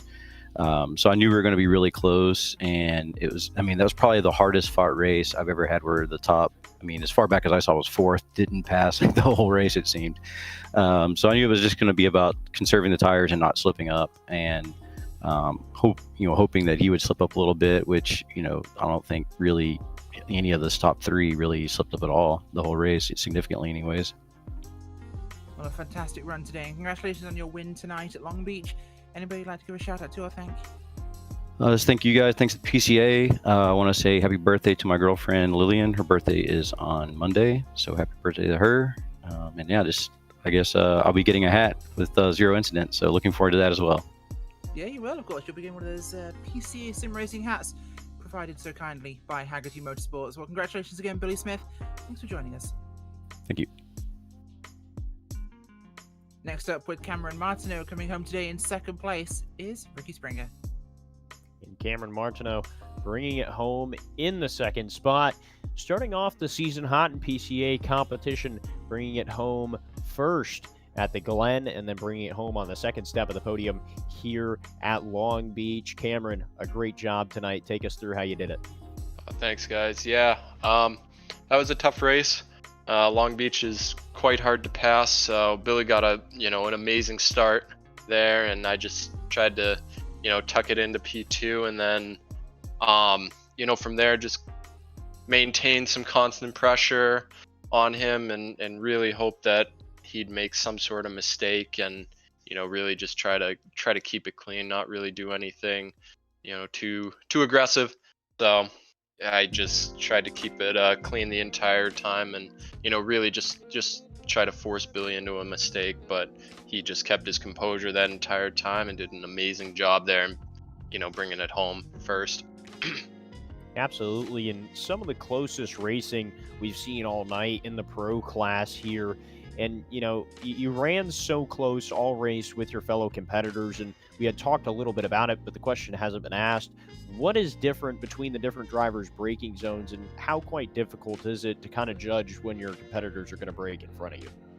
Oh, it's definitely can be difficult, especially if you're, just starting out with these guys. And, this is really where, PCA does a great job of having all these opportunities throughout the week prior to these events to open up practice sessions and have all these guys join. So really just, getting used to racing around these guys earlier in the week, and, and really just my strategy for the most part is, I'm not going to go for that pass immediately, just so that way I can, leave a gap a little bit to the guys in front that I know are of comparable pace, and really just study them. Leave, maybe a half a second or so in between, myself and the car in front, and figure out where I'm gaining time on them, where I'm losing time. So then that way, when it is time to pounce, it's, I really understand where those break points, how they take certain turns, and understand, really where I'm gaining or losing on the car in front. So that's sort of my process when it comes to, gauging those braking points, like you said, and figuring out the different lines and different places where I can take advantage of them. Absolutely, Cameron. And finally, just to end it off, is there anybody you'd like to give a shout out to or a big thank you to get you in the second spot here tonight? Yeah, absolutely. I'd like to give a big shout out to the Orion Race team. And that team has just done so much for me in getting me to where I am now in my sim racing career. Matrix Motorsports as well, and PCA, they're a great group of guys. I really enjoy hanging out with them and working on before these PCA events. Shout out to Rocket Racing's setups, who I make setups for and provide me with my setups. And a big shout out to you guys in the booth for putting on a great show, and also to the steering committee, the admins for PCA that do just a great job of putting on just a class act. And finally, just my friends and my family that are at home supporting both my real life and sim racing. Yep, and a phenomenal job here tonight. It was Cameron Martineau, who just came off of a first place finish at Watkins Glen, brings it home P2 at Long Beach, and our very own Taylor Burris is now down with Christopher Perez, who is our third place finisher. Here with Christopher Pies as he is getting ready to make his way up to the booth so we can talk to him. There he is. Chris, a great coming home in P3 tonight. Your thoughts on how your race went for you, as you also had a great battle with Michael Coopersmith. Yeah, it was a lot of fun, pretty intense. This track's just so hard to pass and make moves without taking enormous risk. But kudos to everybody that was around us, and especially Billy up front. I mean, he drove a great race, and I was doing everything I could to try to keep up with Cameron, but we all had similar pace, and it was a lot of fun. It was a little bit stressful, but came home relatively unscathed. What makes this class so challenging? I mean, people who come and watch the PCA, they see all these different classes, but yet when it comes to the pro class, the intensity level of the racing, the closeness of the packs of racing that we see here is just so amazing. What do you think what brings that challenge and that excitement to this class? Yeah, this class is just, it's come a long way, and it's supposed to be the best of the best that we have in PCA Sim Racing, and I think it shows. From the results on qualifying, I think you could cover the top 15, maybe more, within a second, and it shows in the racing. I know I can only speak for myself, but I've got a tremendous amount of respect for everyone in this class, and I'm happy to share a racetrack with any of them. And I trust that if I go too wide with any one of my competitors, that they're going to respect that I'm there, and I'm going to respect that they're there, and give each other room and race hard. And I think it's showing. I think we're putting on a good show. Well, before we let you go, Chris, anyone you would like to say thank you to? Yeah, I'd like to thank Porsche Exchange up in Illinois. Thanks so much for helping out our zone group. I'd also like to thank my real life racing team, Denton Brothers Racing and Casey Carden Motorsports, for letting me do this in real life. Of course, that is Christopher Pies coming home P3 in the pro class at Long Beach. Rachel? Thank you very much. Well, don't forget, folks, next week is jammed with events. We have, of course, the Next Gen Fast Fridays, round number 2 at Charlotte Roval on Friday at 9:30 Eastern on Podium Esports main channel. We have MPI Cup Series, round 17 at Iowa. Hits us on Sunday at 9:15 Eastern on the same channel. Monday night is racing presented by Napa, of course, is Trucks at Bristol Dirt on Monday. That is 8 p.m. Eastern on Podium 2. eNASCAR Coca-Cola iRacing Series at COTA on Tuesday at 8:30 Eastern on iRacing's main Twitch channel. PCA Sim Racing Series 6, of course, hits us on Wednesday at the same time as always, 8 p.m. Eastern on the PCA channel. And 2021 Dirt Sprint Car Championship Series round number 11 at Kokomo, Wednesday at 9 Eastern on Podium Esports and Podium YouTube and Podium 2 Twitch. And don't forget, our next round will be next week. We just mentioned that. We're at Brands Hatch. That's going to be super exciting. And well, for Doug Atkinson, Jim Hemmick, and the steering committee at PCA Sim Racing, for James Pike, Gary Sexton, Cisco Scaramuza, and John Theodore at Podium Esports, and for our producer Ryan Bauer, and for my colleagues Ricky Springer and Taylor Burris, I'm Rachel Whiteford. Thank you so much for watching tonight's broadcast of PCA Sim Racing, presented by Hagerty. We hope you'll join us next Wednesday live from Brands Hatch. We'll see you then.